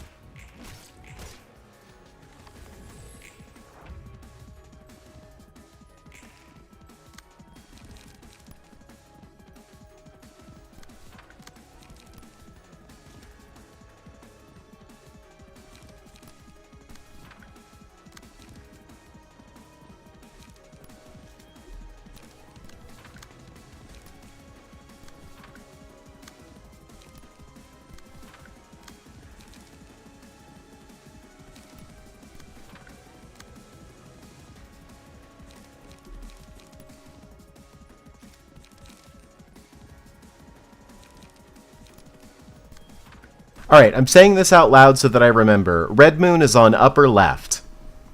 Hesed is on upper right. Qualm is on lower left. Yan is on lower right. Please remember those. I remember... Oh, fuck.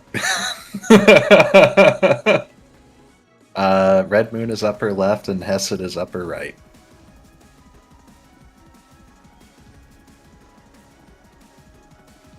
I got those two down, I think. Bomb was lower right?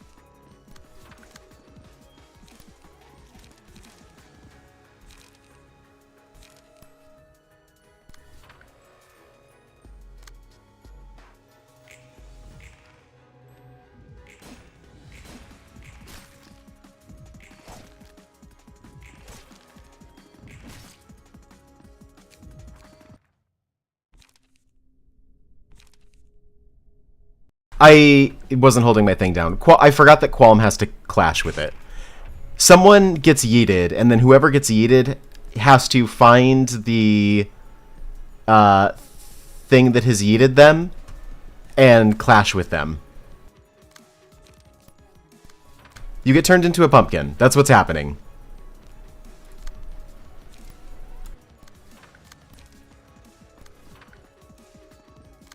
Can this be redirected? I really don't want Red Moon to turn into a pumpkin.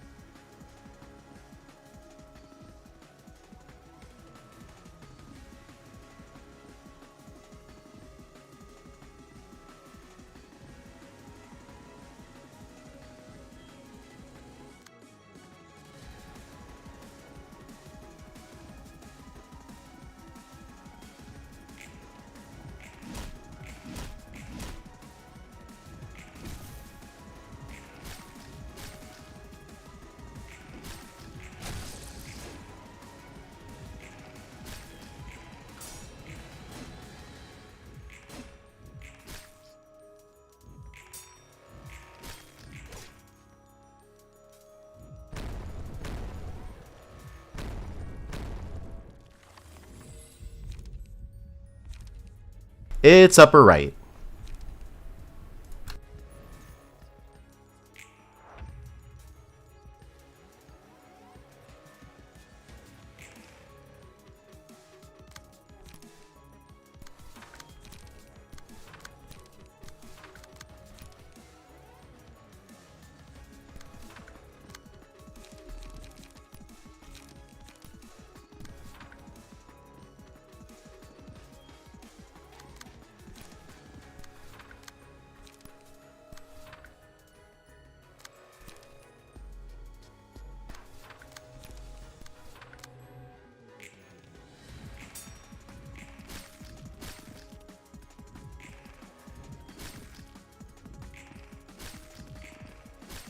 That's so bad.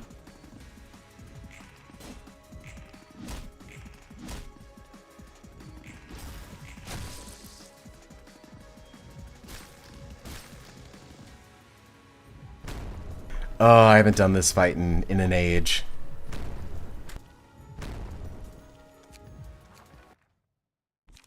I'm sorry. What are you apologizing for? Not being perfect. But we all knew you weren't perfect. No.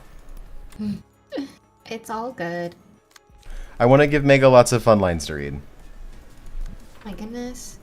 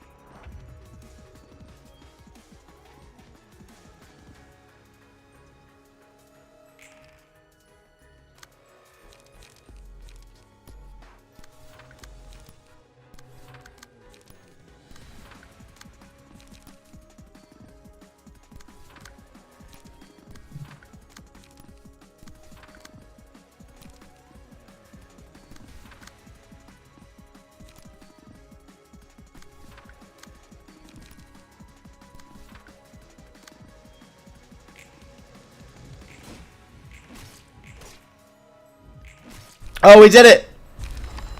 Woo! Hell yeah. You gotta solve the puzzle. The puzzle is solved. Very nice. Now we need to beat the shit out of Grandma. She deserves it.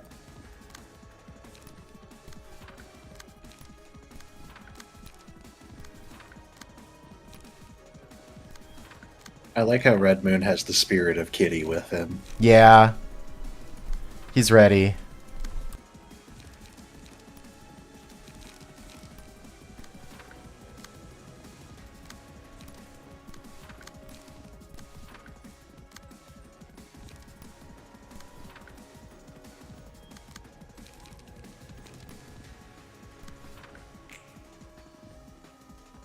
I would really like to not get hit by this.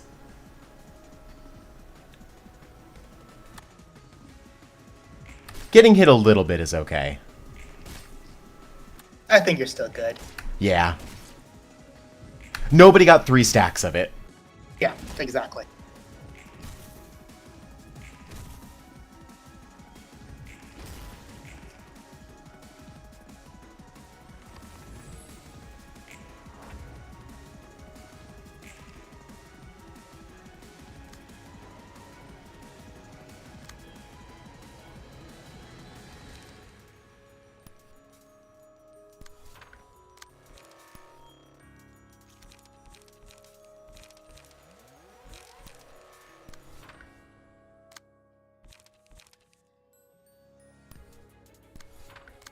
I want this on Qualm again, because I think Qualm is, like, the best possible person for it to be on.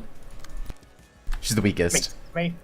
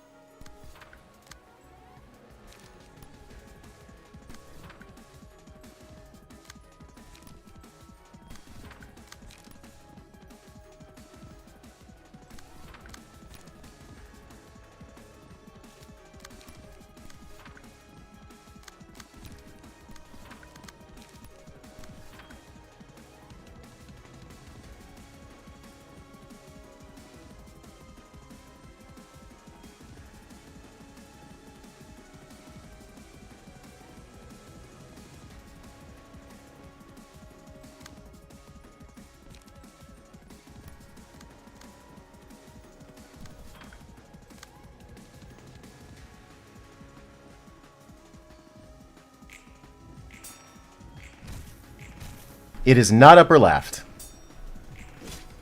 It is not lower left. Oh, Qualm guessed correctly, which is great because she's got several attacks targeting that person. I'm the best. Qualm helping. You're so good, Qualm.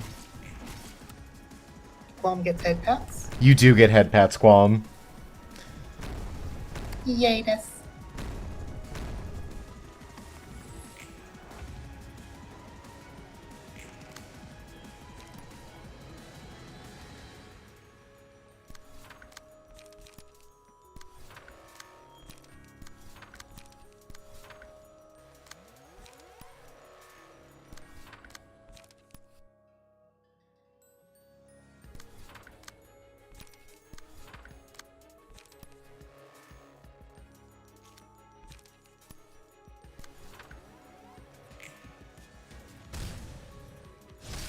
All right, and we've got Grandma staggered for next turn. Qualm gets all her cards back, and when she does, all the jacks die.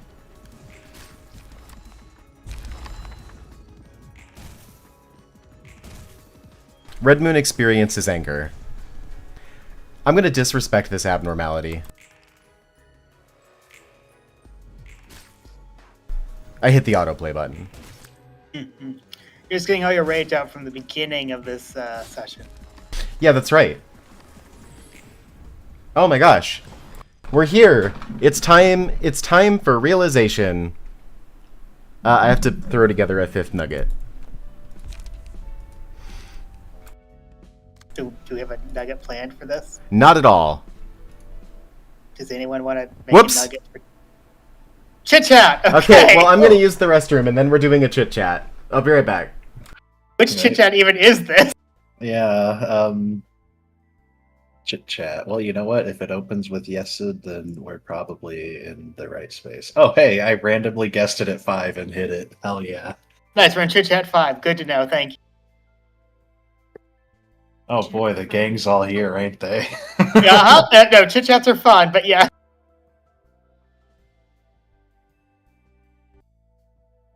Do you even remember who everyone was? No. Perfect. Be I there. think I was Hode? You're a Melkit. Oh, I'm Mouth Kid. Okay. We're also Hode sometimes. I mean, I can be both. I haven't, you know.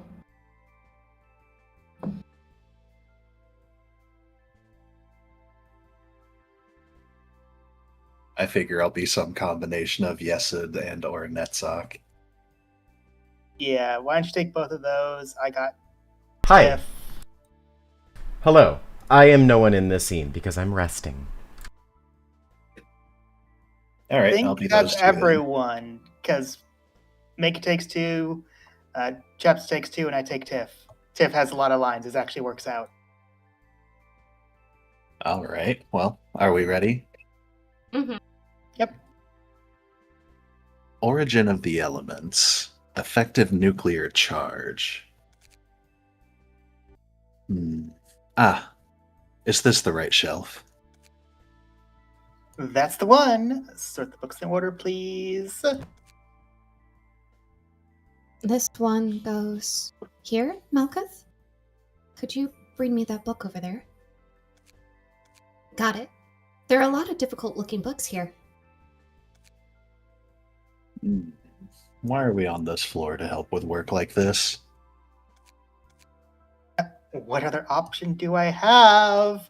I suddenly got a huge pile of books to organize, and the only vacant shelves are high up there. But getting up there with the books is a tough task to do on my own. I usually get help from Chesed and Kabura, but they both seem busy today. There are sounds of Hesed fighting Roland violently. Yeah, fighting. That's what they're doing. And Roland is nowhere to be seen. Where did that beanpole go?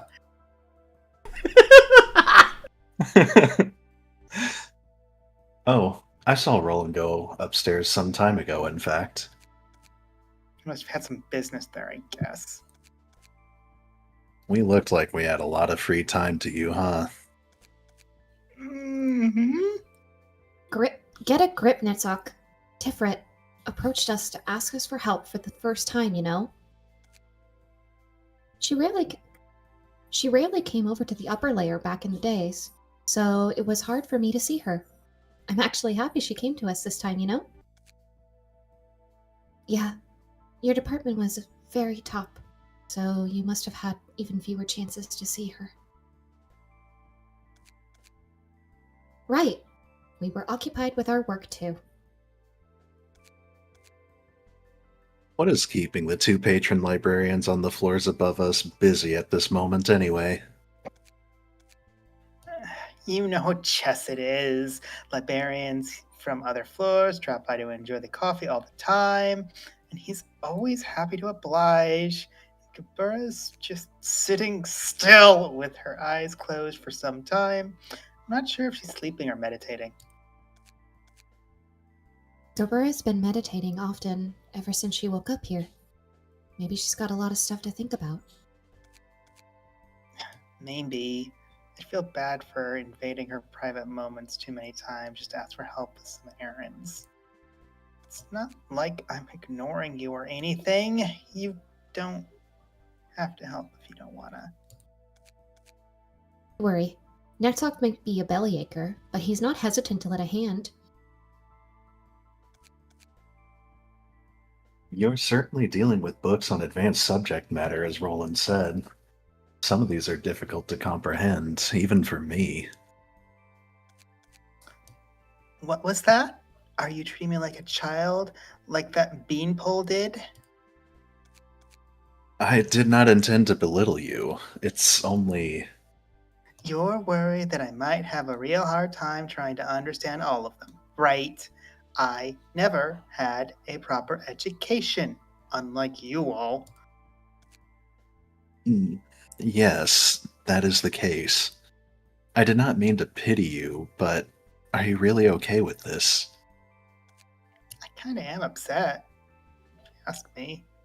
The question could be taken as mockery, if I wanted to take it that way. I can brush it off because I know you're not the kind of person to throw jobs at me, Yasode. Really? I thought you hated all of us equally. The upper layer syndrome. Look, I'm sorry about that.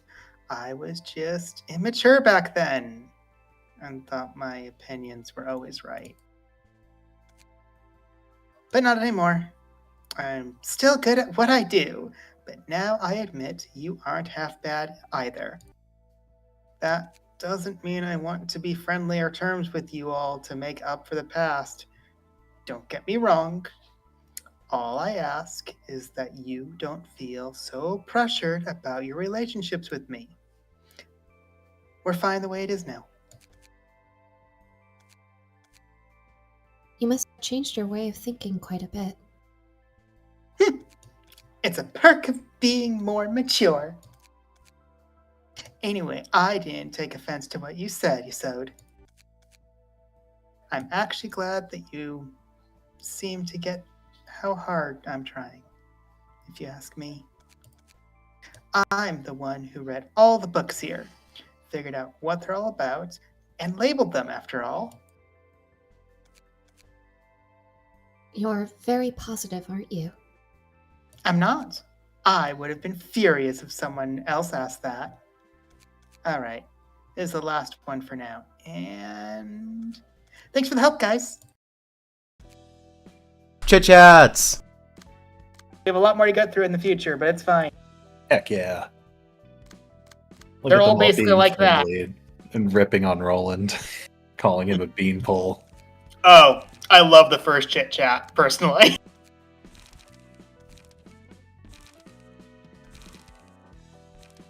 Alright, it's time!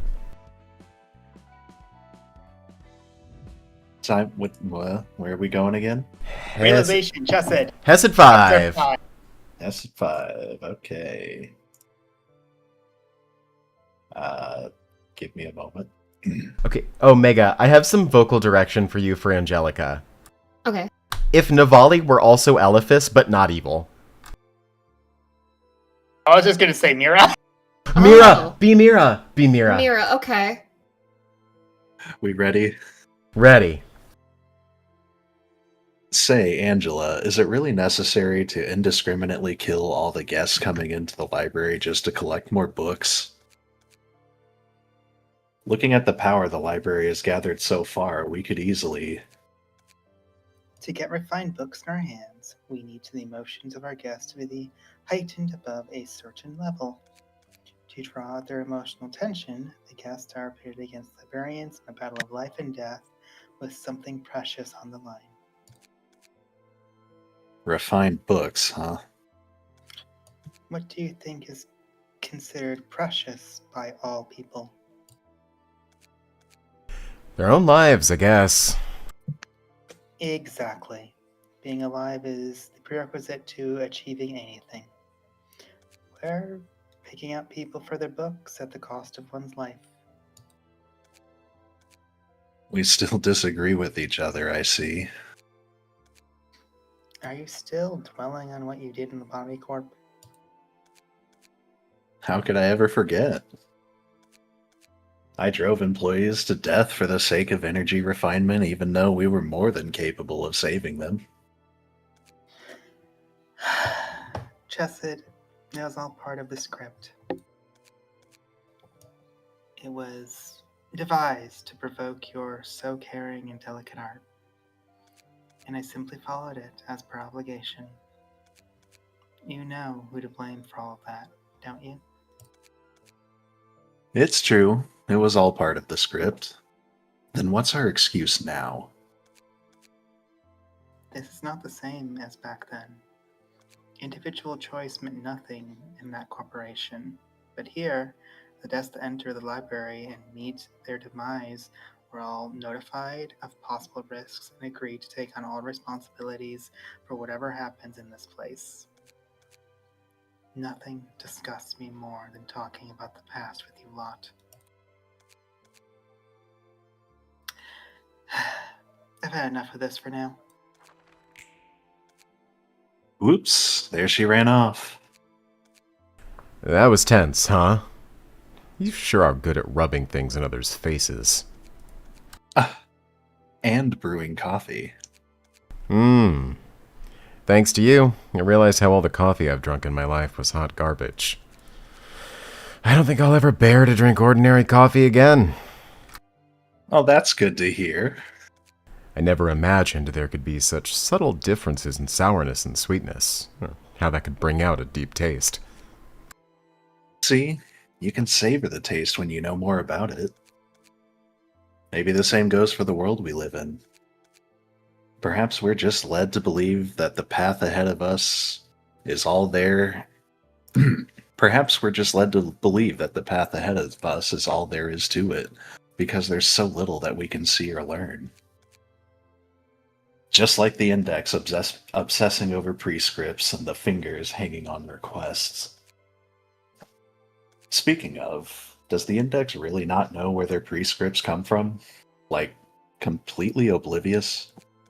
Yeah, I don't think they have any idea. Following orders without even knowing who gave them or for what reason, that's just bitter. Can't be helped. The index does seem extreme with their methods, but the whole city is operating based on some grand instructions coming out of nowhere when you think about it. One can't even be sure if the values they're pursuing are their own anymore. Are you okay with the city staying this way forever? It's not a matter of being okay with it. It's a matter of survival. This is just how the world is, and we've got to live in it somehow. There's nothing we can do about giant streams created from people tangling with each other. Sometimes I'm stricken with sorrow looking at the stories taking place in this city. Things that happened to my past self and his colleagues, and the things we've done afterwards. I joined the effort to change the city because I didn't want to witness any more of that. And how did that go? As you know, the city did not change as we'd hoped. One can say that we caused even more trouble with the distortion. Think we got what we deserved? Nah. That's just the obvious outcome. That's all. There's no way the city can change. Really? Even if we learned why all the pain is perpetuated in the city? If anyone actually wanted to know why the city ended up this way, no one would be dying to syndicates just because they didn't cough up some small pocket change in time. No fixers would be driven to death solely to fill out contractual obligations. No feathers would be spent like expendables by the wings. As if knowing why could actually prompt changes. Point is, knowing does jack to change things. I told you, the stream is just too big for individuals to do anything about it. I'm not saying we're looking for immediate change. I know that we can't change things instantly. What do you know about it then? What makes you think you can talk like it's so easy? Everyone just bears with it. They can't afford to do otherwise. When will you stop running away? I'm not running away from anything. Aren't you and Angela just lying to yourselves about it, though? That it can't be helped, that there's nothing you could do. That's the truth. What else am I supposed to do? This is the city. There is no other option. The word promise is perhaps one of the most empty in this city. It's a privilege that only those with power can make. Please, can't you just pretend we never met? What the hell was that contract about then? You know breaking contracts and dropping your reputation means a death sentence for a fixer like you, right? Read it again. Carefully. Sneaky bastards! Pulling filthy tricks with words. So why did you try to smuggle in Kefalin in the first place? We wouldn't have gotten into this if you hadn't done that. I swear I had no idea. I didn't know it was a Kefalin, and I didn't know it was meant to be delivered to O-Corp. You know how we roll in this business. Next time, make sure to go through a contract office. Let's see how long you can act so high and mighty. Just you wait. The city's gonna screw you over in the exact same way! That's then, and this is now. Things changed at the drop of a hat. I'll take care of it. Didn't you know? Wing War participants can't move to the nest. What? But you said the veterans of the war will be given first priority over moving to the nest. That's what I was told before joining the war. Didn't you receive the notice? The terms have long since changed. You've got to be joking. We aren't talking about some cheap giveaway. It was a promise made by a wing. You know all there is to know. Kneeling won't get you anywhere, I'm afraid. Please. It was all to earn that migration permit. Is there really no way? No means no, even for you. Tremendous amounts of money were involved in the agreement. What about all the others who fought to the death for the permit then? What did they all die for? I won't forget about this. K-Corp and I-Corp? No, if any of the wings dare reach out asking me for help, why, I'll make you regret it. You still received payment, didn't you? The next time, please avoid signing on deals without the mediation of contract office. Well, I'm sure you're already well aware of those precautions, right? Go fuck yourself. No, thank you. Have a nice day. I'm sorry. They won't accept Smokemore veterans in the nest. They changed their words out of nowhere.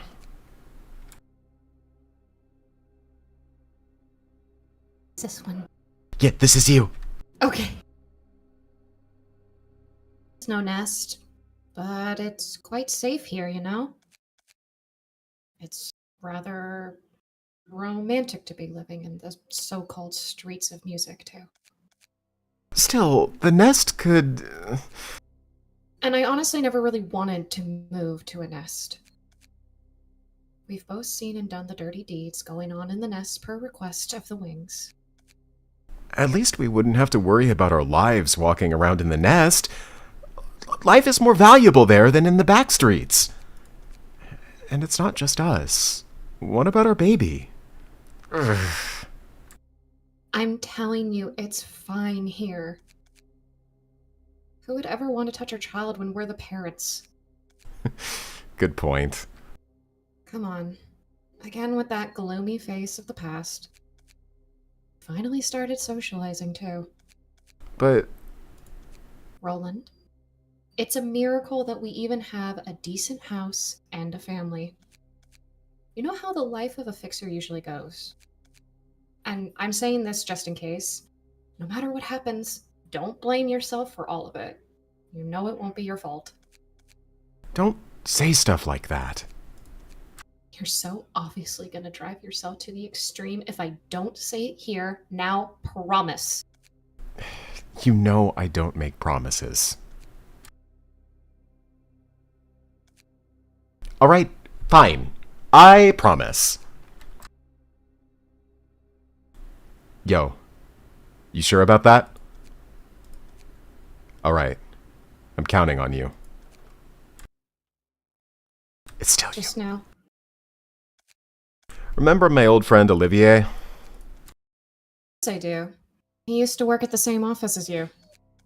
He's asking me to lend a hand for a bit. Don't tell me. Is it fixer work? Yeah. Looks like he urgently needs a hand. Don't worry, nothing dangerous. We just have to be there and fill the number. Sorry, I keep interrupting. Oh, that's okay. And the location? District 25. You're going to a cold place. Remember that delicious Pajon? Pajon? Pajon. Pajon. We ate there? Buy some for me when you come back. But of course, Your Majesty. I'll be back as soon as possible. And thanks for letting me do this. Can't have you lose one of your last few remaining friends. I turned away from the desperation of others. My family and I came first. I cursed those who turned away from my desperation. Everyone turns away from each other's suffering and goes about their lives. Who could I dare blame in these circumstances? Each person spurs the suffering of the city trying to live, knowingly or not. Roland, you can't run all this time. I know! I know that I have to stand this ground and try to make a living like the rest, even if I loathe this cursed world and this city. I can't do anything about it. I can't change this damned city alone. It's just how things work. Knowing the truth or making up my mind won't allow me to go against the flow. No matter how furious I am about the injustice I face, I have to abandon all of my pride and just accept it so I can make ends meet. The city won't change. As long as humans exist, the city will never change. It's become a part of everyone's life to hurt others for themselves to live. We can only survive in this world with our own with our sense of shame covered in scabs and calluses.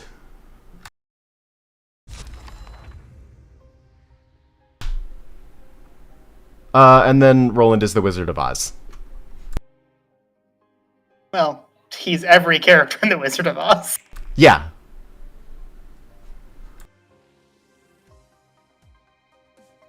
At first, he's a scarecrow seeking wisdom.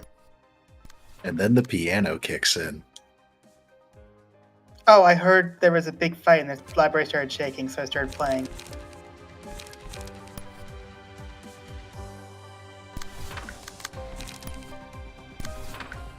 I just assumed Roland was having another one of his hissy fits. Yeah, we really are at a point in the story where, like, we can't do very many scenes without Roland having to really go at it. Yeah. We gotta use those chit-chats sparingly to give Puma rest periods. Really, at the end game, basically every scene from now on is Roland gets angry. Yeah, that's gonna happen a Even lot. in invitations. Okay, but that cutscene whenever Angela was talking about, like, how nice it is to not be remembering everything, the look on Roland's face while she was saying that. Uh-huh. You don't say. That was an expression if I ever saw one. He's like, bruh. Weird, I feel like you hate me now. Why would you think that, Angela? I don't know, just a sense I got. Qualm over there dancing circles. Has it been that I haven't been using my funny little guy voice anymore? Yeah, no, that would probably be it, yeah. No, that's it. I'm just your pal Roland, Angela. Your buddy, your friend. That's what you keep telling me, yes. Yeah. Because it's the truth. I'm playing a piano for you. Listen, I'm really mad right now because of my dead wife. That's fair. Okay, Mega, Chapstick, do you remember what happened when Roland left? He has said so on screen.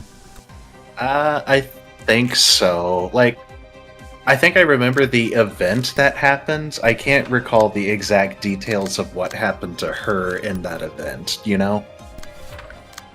It had... Oh, go ahead. I was gonna say, well, like, when he left, I thought, like, something happened to his wife. Yeah. The pianist, or whatever it was called, right? That's right. Yep.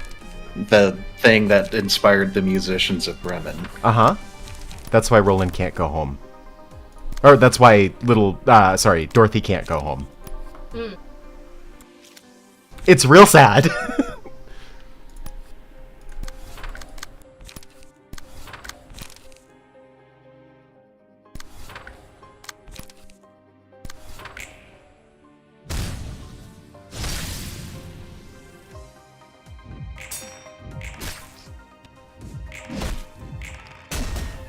Anyway, part of the reason I said play it as Mira, of every time you do a Mira voice, that character needs to die. It's just canon.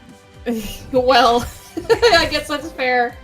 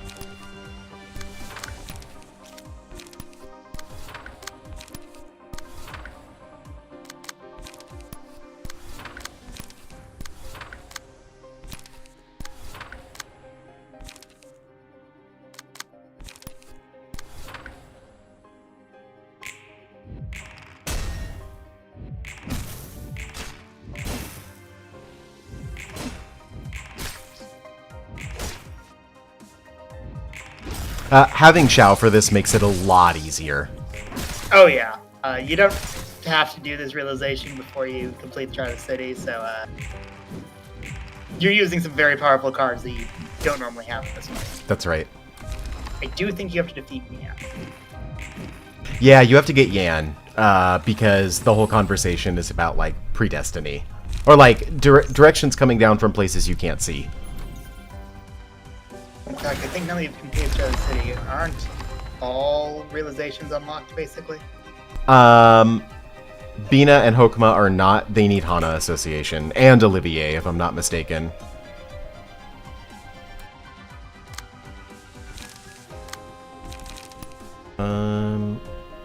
This seems like a good idea.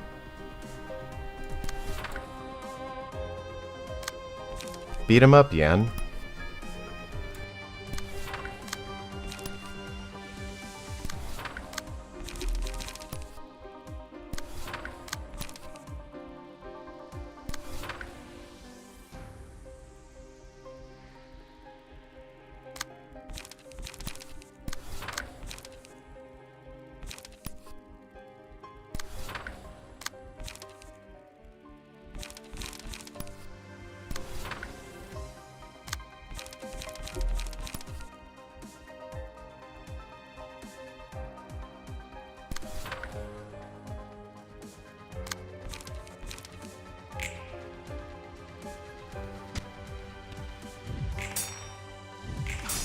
Having Distorted Blade to take out the trees is real nice.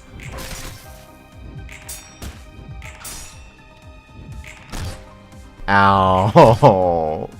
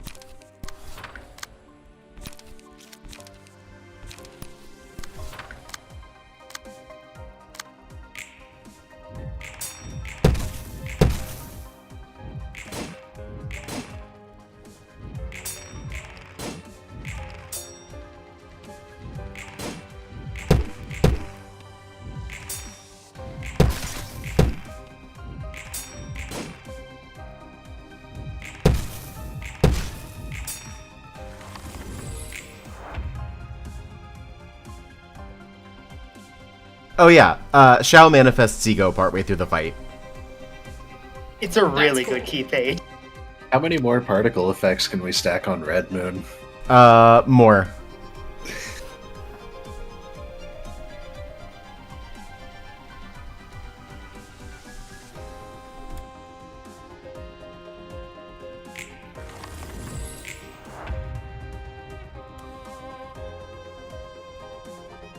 Roland is very sad now. I mean, we got to actually see the time that he left home and his dead wife died, so, you know. Makes sense.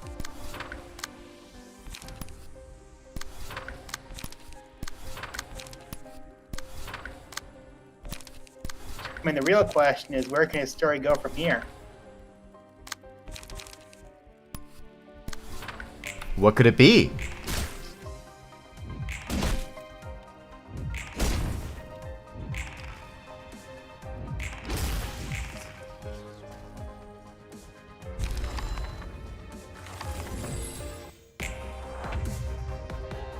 I dig the hat on him.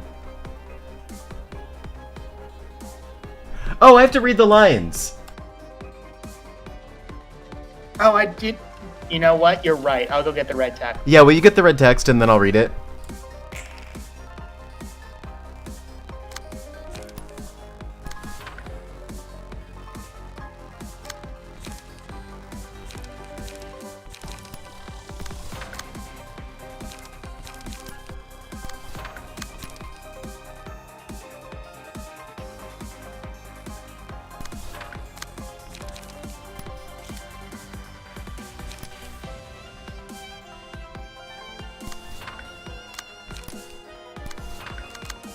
What's Chester's floor again? Social sciences.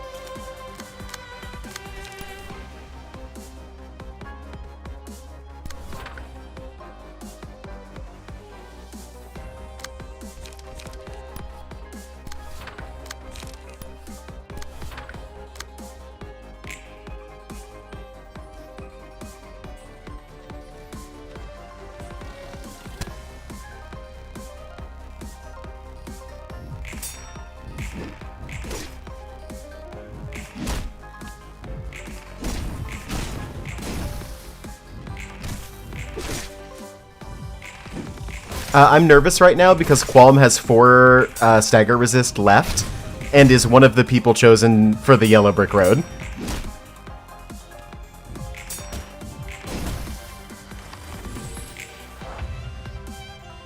I'm just sending you everything, and if you end up losing in one try, it's fine. It just gives you a chance to read it in the proper order. Alright, Harvest. Had I thought things through more calmly, could something have changed? But what else could I have done? A small piece of wisdom might have changed something. Give me the power to listen, the power to solve all things with ease. Yield your wisdom. With that wisdom, I could... What could be in the world illuminated by wisdom? People who brag about their knowledge and feel no shame of ignorance. That's you and me. A life where one has to be ashamed of lacking knowledge and be thankful for knowing. I don't know. Will the insight gained through wisdom really bring change? No, you're probably the same. You just pretend to know better. I can't stop smiling. And then logging. I don't want to feel this empty and lonely feeling anymore. I clutched my empty chest and grieved, begging to have this cavity filled. I looked for things to substitute the warmth. I cut one after the other, but the forest continues to grow thicker. There were always more trees to chop down. I cut down every tree that caught my attention. I feel cold inside, and I can't do anything about it. Don't you tell me that you understand everything. You've gone cold all the same. I know I can't fill the void this way. I know it all too well. This void won't be filled. I'll only be sorely reminded of this emptiness. The forest will never change.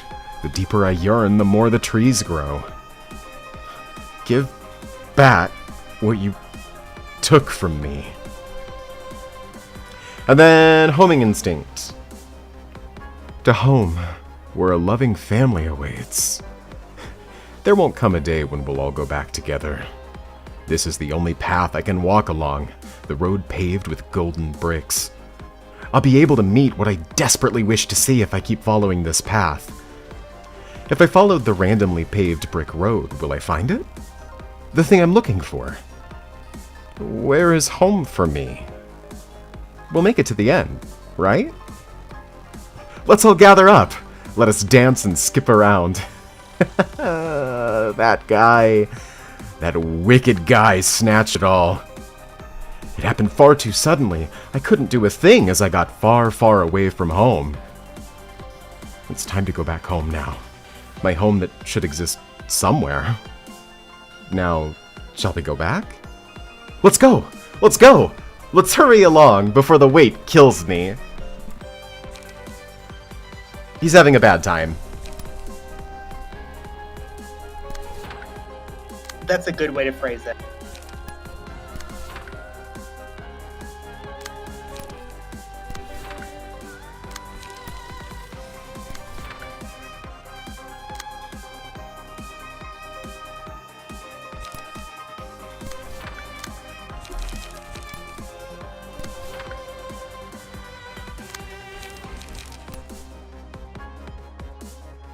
Or maybe he's having a really good time and is just having trouble expressing it. Yeah.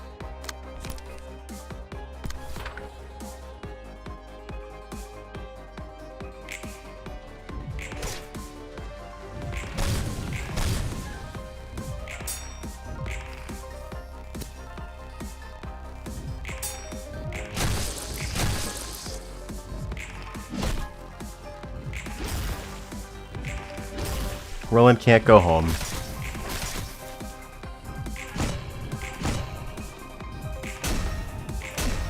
That's only because the funny piano man blew it up.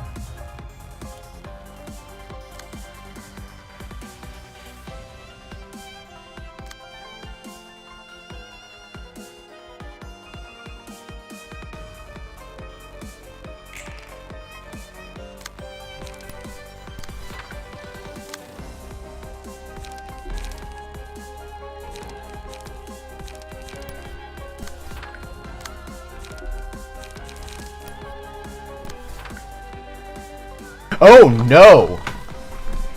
It's on Yan? Oh, Yan doesn't have... Oh no. Prescript! Prescript! Prescript, please! Okay. This is a bludgeoning attack. You are endured to bludgeoning, so even if it max rolls, you'll only take 4. But you have to survive the other ones. This is a min roll of 4. A min roll of 4. This would stagger you if you min rolled. But that's even worse odds. Okay, well, nothing ventured, nothing gained. Wait. Ominous power. Sword of Volition. And we play a prescript so that Qualm won't get staggered. I had a moment there, I'm sorry. Oh yeah, I mean, in my opinion, this is the hardest part of this fight. Yeah, I agree.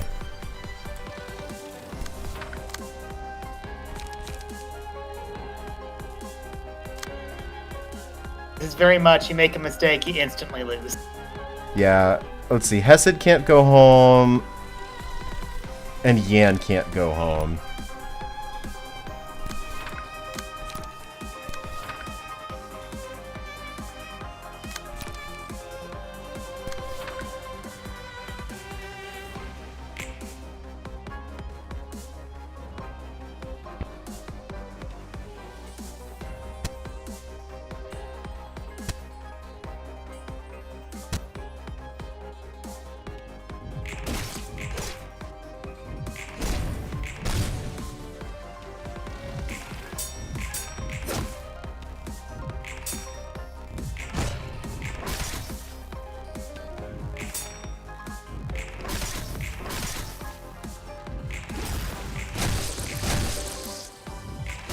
We crunch, Roland.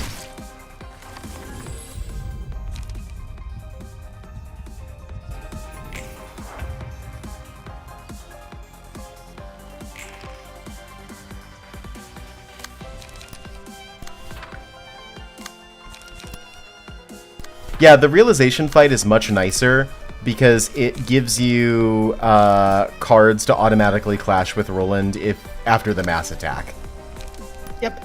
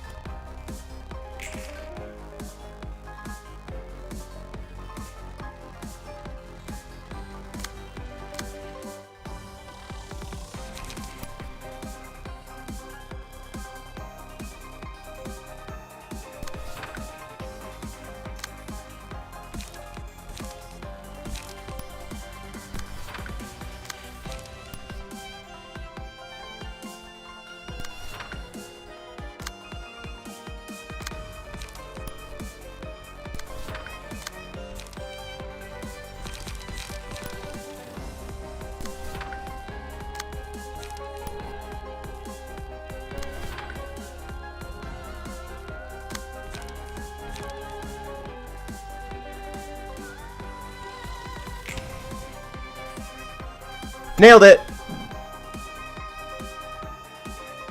Very nice. Yeah, so Roland drops an entire house on you, and if it deals damage to anyone, you have to repeat his little yellow brick road sequence.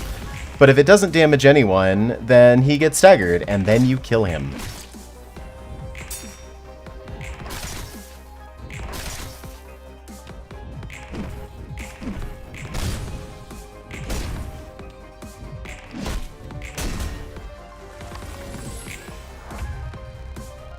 Oh, my randomly generated person on Hesed's floor is named Quinn. Oh god, why am I there?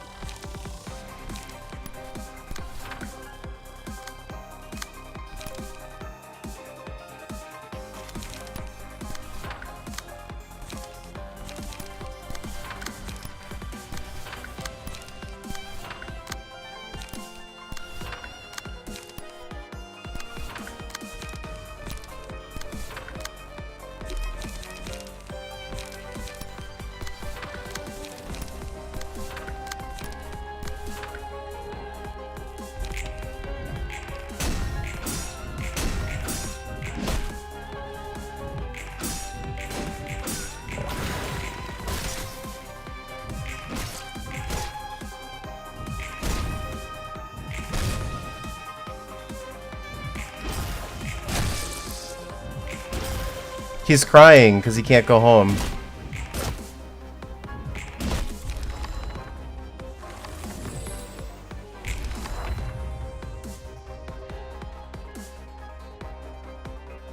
Enjoy this. This is called Faded Memories. Why did he have to rob me of all of my world? I don't want to live a life of being thieved any longer. Before it comes for me again, I have to act first, or else they have to experience the same. The forlornness of forgetting and losing everything. Please send me back to the place where my beloved is. I can do little more than just exist. This despair won't ever leave me. I won't ever be able to return. Why should I have to be the one that seeks forgiveness? I don't want to lose something yet again. I don't even have much left. The only thing I have left is hatred toward what made me this way. I may be in awful shape, but there's no need for you to pity me. Seeking vengeance for that hatred by myself. Roland, are you okay? No. Yeah, I think we very clearly established he's not okay. He's not okay. I like his fit, though. If I may instill a sense of dread, who is he seeking vengeance on?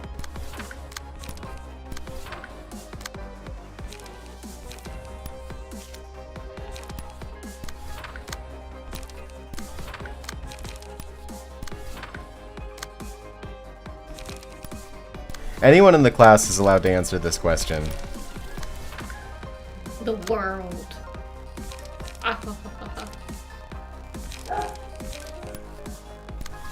My dog agrees. You know what? Fair.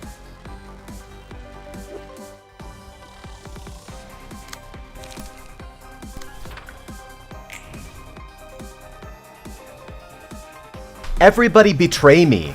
I fed up with this world. Oh, hi, Mark. Oh, hi, Mark. Oh, hi, Hode.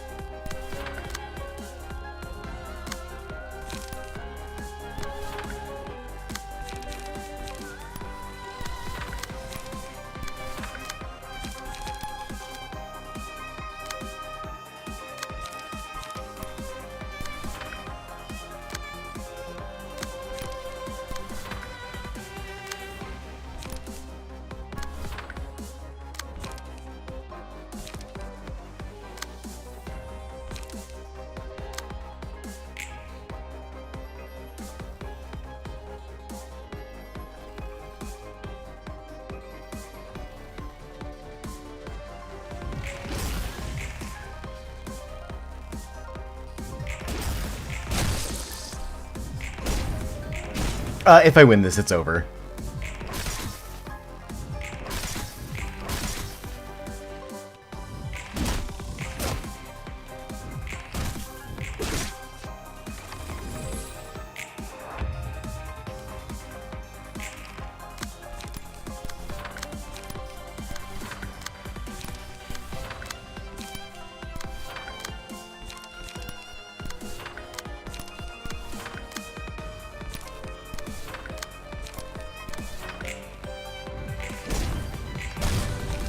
Okay, phase 5. False Throne. Nothing is as deceptive as evident truth. Poor stuffing of straw, I'll give you the wisdom to ponder over anything. Do you think jabbering away with your oh-so-smart mouth is all that matters? Tin-cold woodsman, I'll give you the heart to forgive and love anyone. Who do you possibly expect to understand with that ice-cold heart of yours? Cowardly kitten, I'll give you the courage to stand up to anything and everything. What are you even gonna do when you lack the bravery to face anything head-on? Last of all, road that is lost, I will send you home. What are you fighting for so fiercely when you have nowhere to go back to? I simply gave you what you wanted. I can't let it go. I can't give up what is mine. I'll cast a spell that'll make everyone happy. So we have to roleplay in this. By becoming the Wizard of Oz. It's necessary that Red Moon become Scaredy Cat. Sure. Who should Qualm become? It's the road home, right? Yeah, it's the road home. You're correct.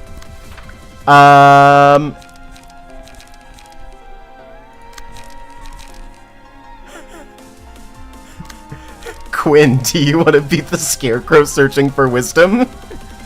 I am heavily insulted, but sure. What about Ozma? Ozma, sure. Ozma actually makes more sense.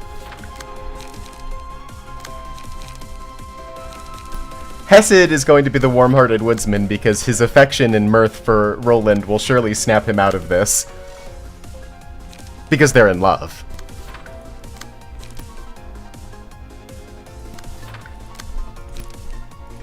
I still refuse to ship them. You know, future shipping, sure, just not in the middle of Ruina. Qualm, you can hug your friends to make them stronger. Yay!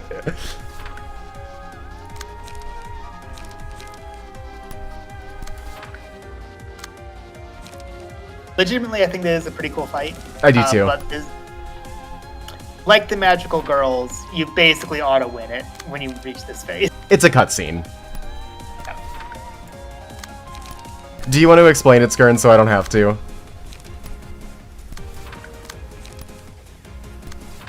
It's been so long. It's hit the buttons and win game. It's pretty easy. What I'm saying is, I don't remember the exact mechanics. I just remember if you read at all, it's incredibly easy. Each of the nuggets gets a turn where the character who they are taking the role of has to be the one to face Roland and do some sort of mechanic that is based around that character. Exactly like the magical girls. Yep. Unlike the magical girls, you don't turn into them and get, like, your own deck or anything, but otherwise it's very, very similar.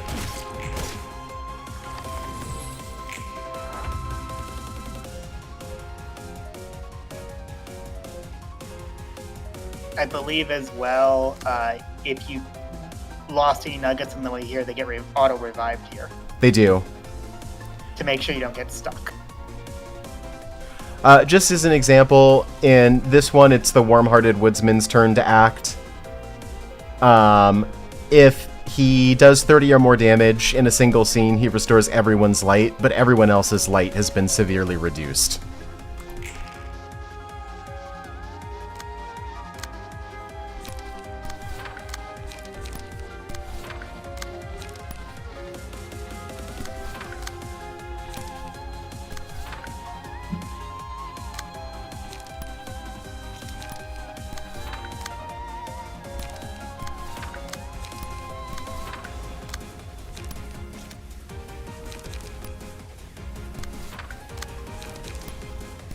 Anyway, show this poor grade 9 fixer that he can build a new life.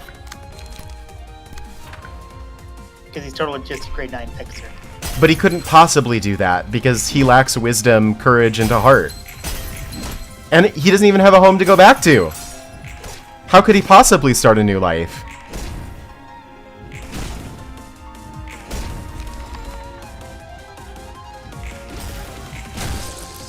I stick by that key page is so cool. It really is.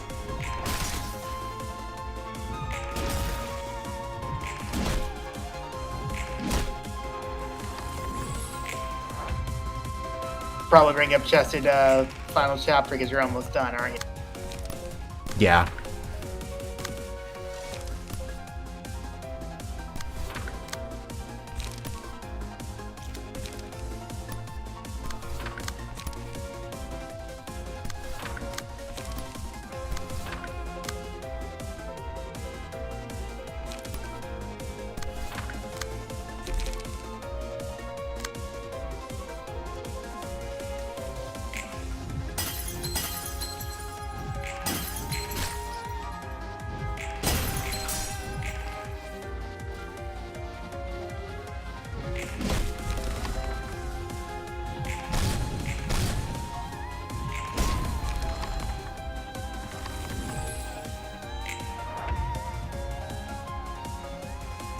Oh, fuck. The Scarecrow is all by itself.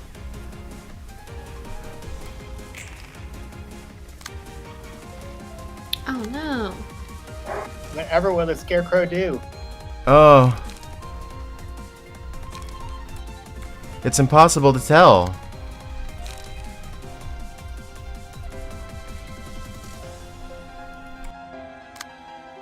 I can't tell who's who. How am I able to... What's this? This card in my hand is called Wisdom. If I can play it, then I can see the true forms of... Oh my gosh, Hesed is here with a buff that makes him the warm-hearted woodsman. Well, I better...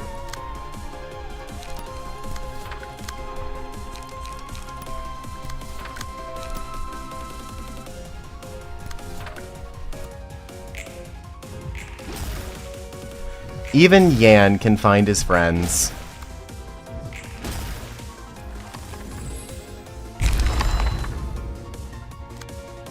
Oh, these things are really, really scary. In fact, it will instantly kill any librarian who clashes with it. Unless they have courage. Whoa!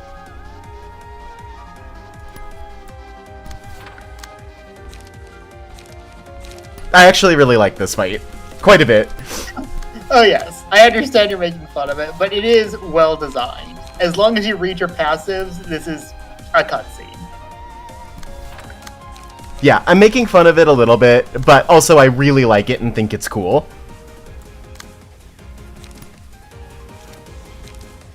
I think this fight kind of exemplifies why I think Project Moon games are cool.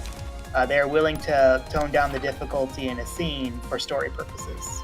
And they're very much willing to tell a story through mechanics. Which is what's going on here.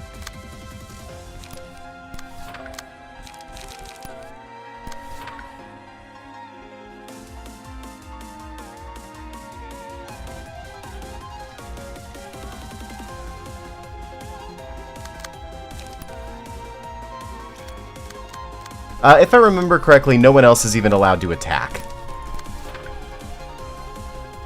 I believe that is correct. And that I've been bitten by doing that before.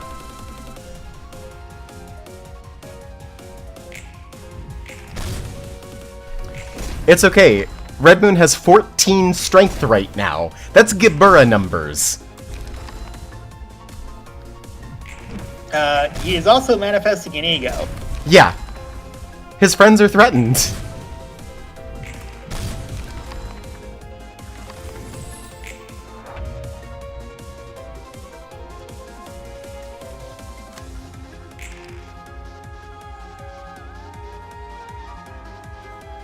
Oh yeah, this is a cooldown phase. Yep.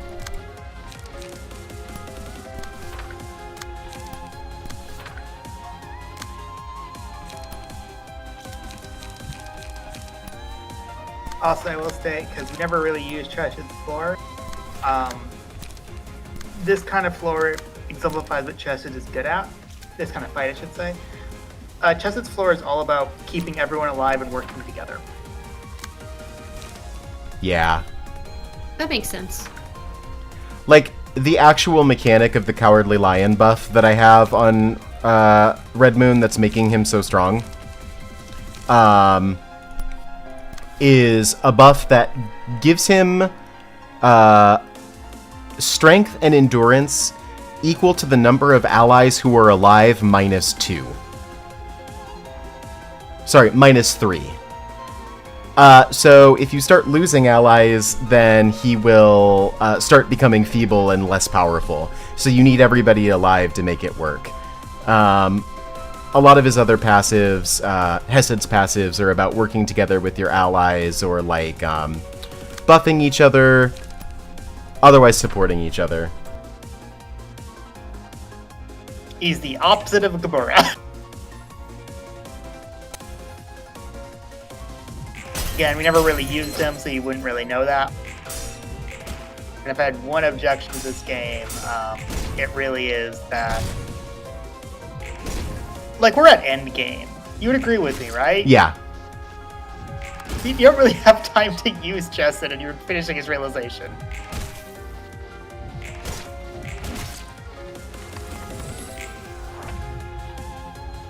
Yeah, same with Hokma, and the only reason Bina's useful at all is because Bina's overpowered.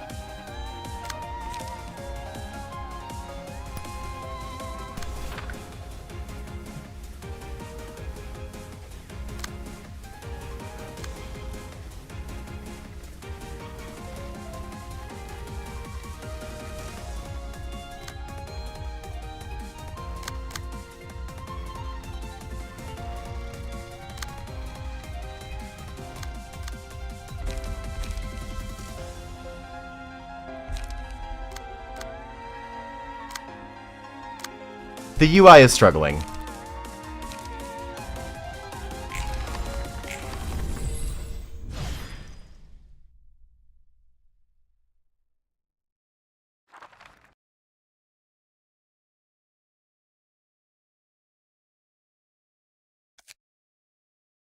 Oh, sorrow, I have ended, you see, by respecting you, because I am certain you will never leave me.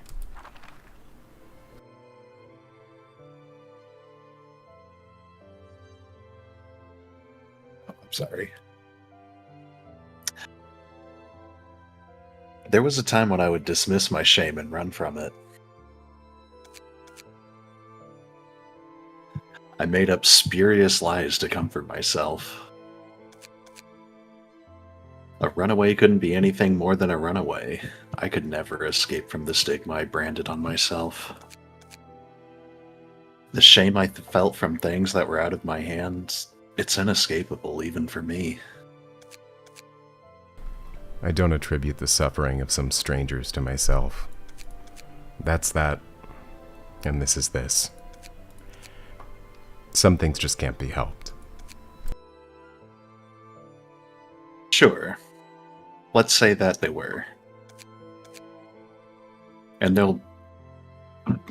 there'll still be still more things that are inevitable in the future. Maybe we can't change the things that are considered normal right away. Even then, we'll know shame at the very least. Simply knowing shame in this society we're part of will change a lot of things. Just by knowing? There's no strength to get things done. Roland, the fact that one knows is sufficient. It might get shelved deep in the back of the mind because life keeps you busy. But it can always be pulled back into the light, as long as you have the will. And when you bring it back up, it doesn't have to be only one time, if you can do it time and time again. Neither you nor this city, no one could look down on the power it can create. Shame, huh? The humiliation that I took part in perpetuating the pain of the city. That's what I think, anyways. I get what you're trying to say. I admit it. Yeah, it's certainly true. Most aren't even aware of what they're doing. You really understand me? I'm touched. Thanks for the coffee. You're always welcome. Whoa! Hesed completely realized. Wow! So, I can't do any more Ruina. Mega, Yeah. Late. It's quite Huh? late. I know that you didn't have as many lines this week, but I promise you next week you will be sick of talking. That's okay, no worries. Yeah, you ready to do all of Bina? Yeah. You're playing a lot of the Sephiroth, right? I think so. Yeah. If there were any reason that a lot of them would have to talk, that would mean that you'd have a lot of lines. Yes. How mysterious! We're mysterious. Yeah. So we fully realized, Hesed, we're missing a book in order to do Bina? What could possibly be missing? We've completed Star of the City. Oh. I'm gonna give you a little teaser for next time, okay?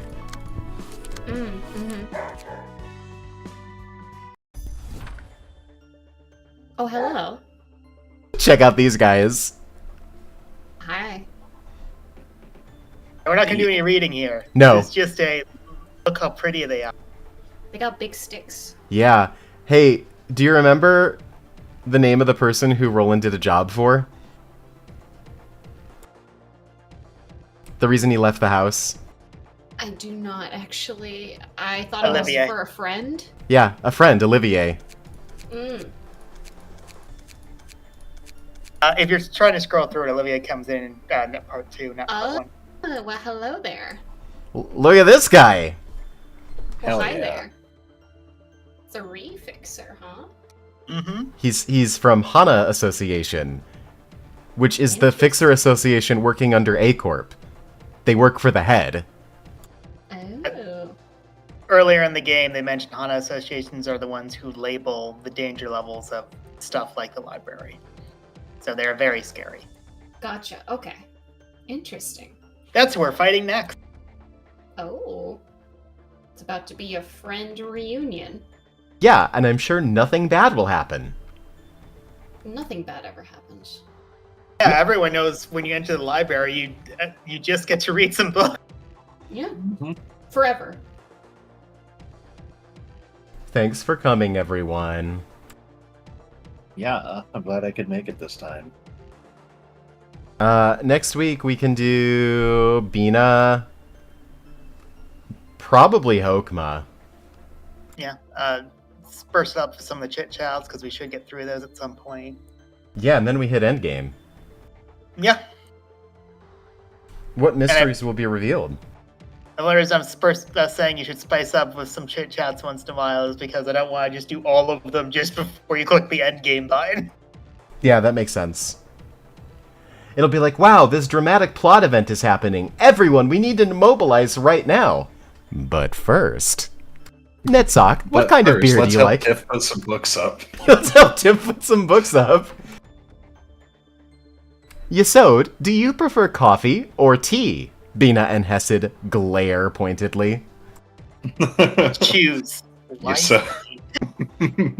Yesod picks up a room temperature water. It's the only way to escape them. Mhm. Alright. I am going to get some chores done. So thanks for coming. I hope everyone has a good night.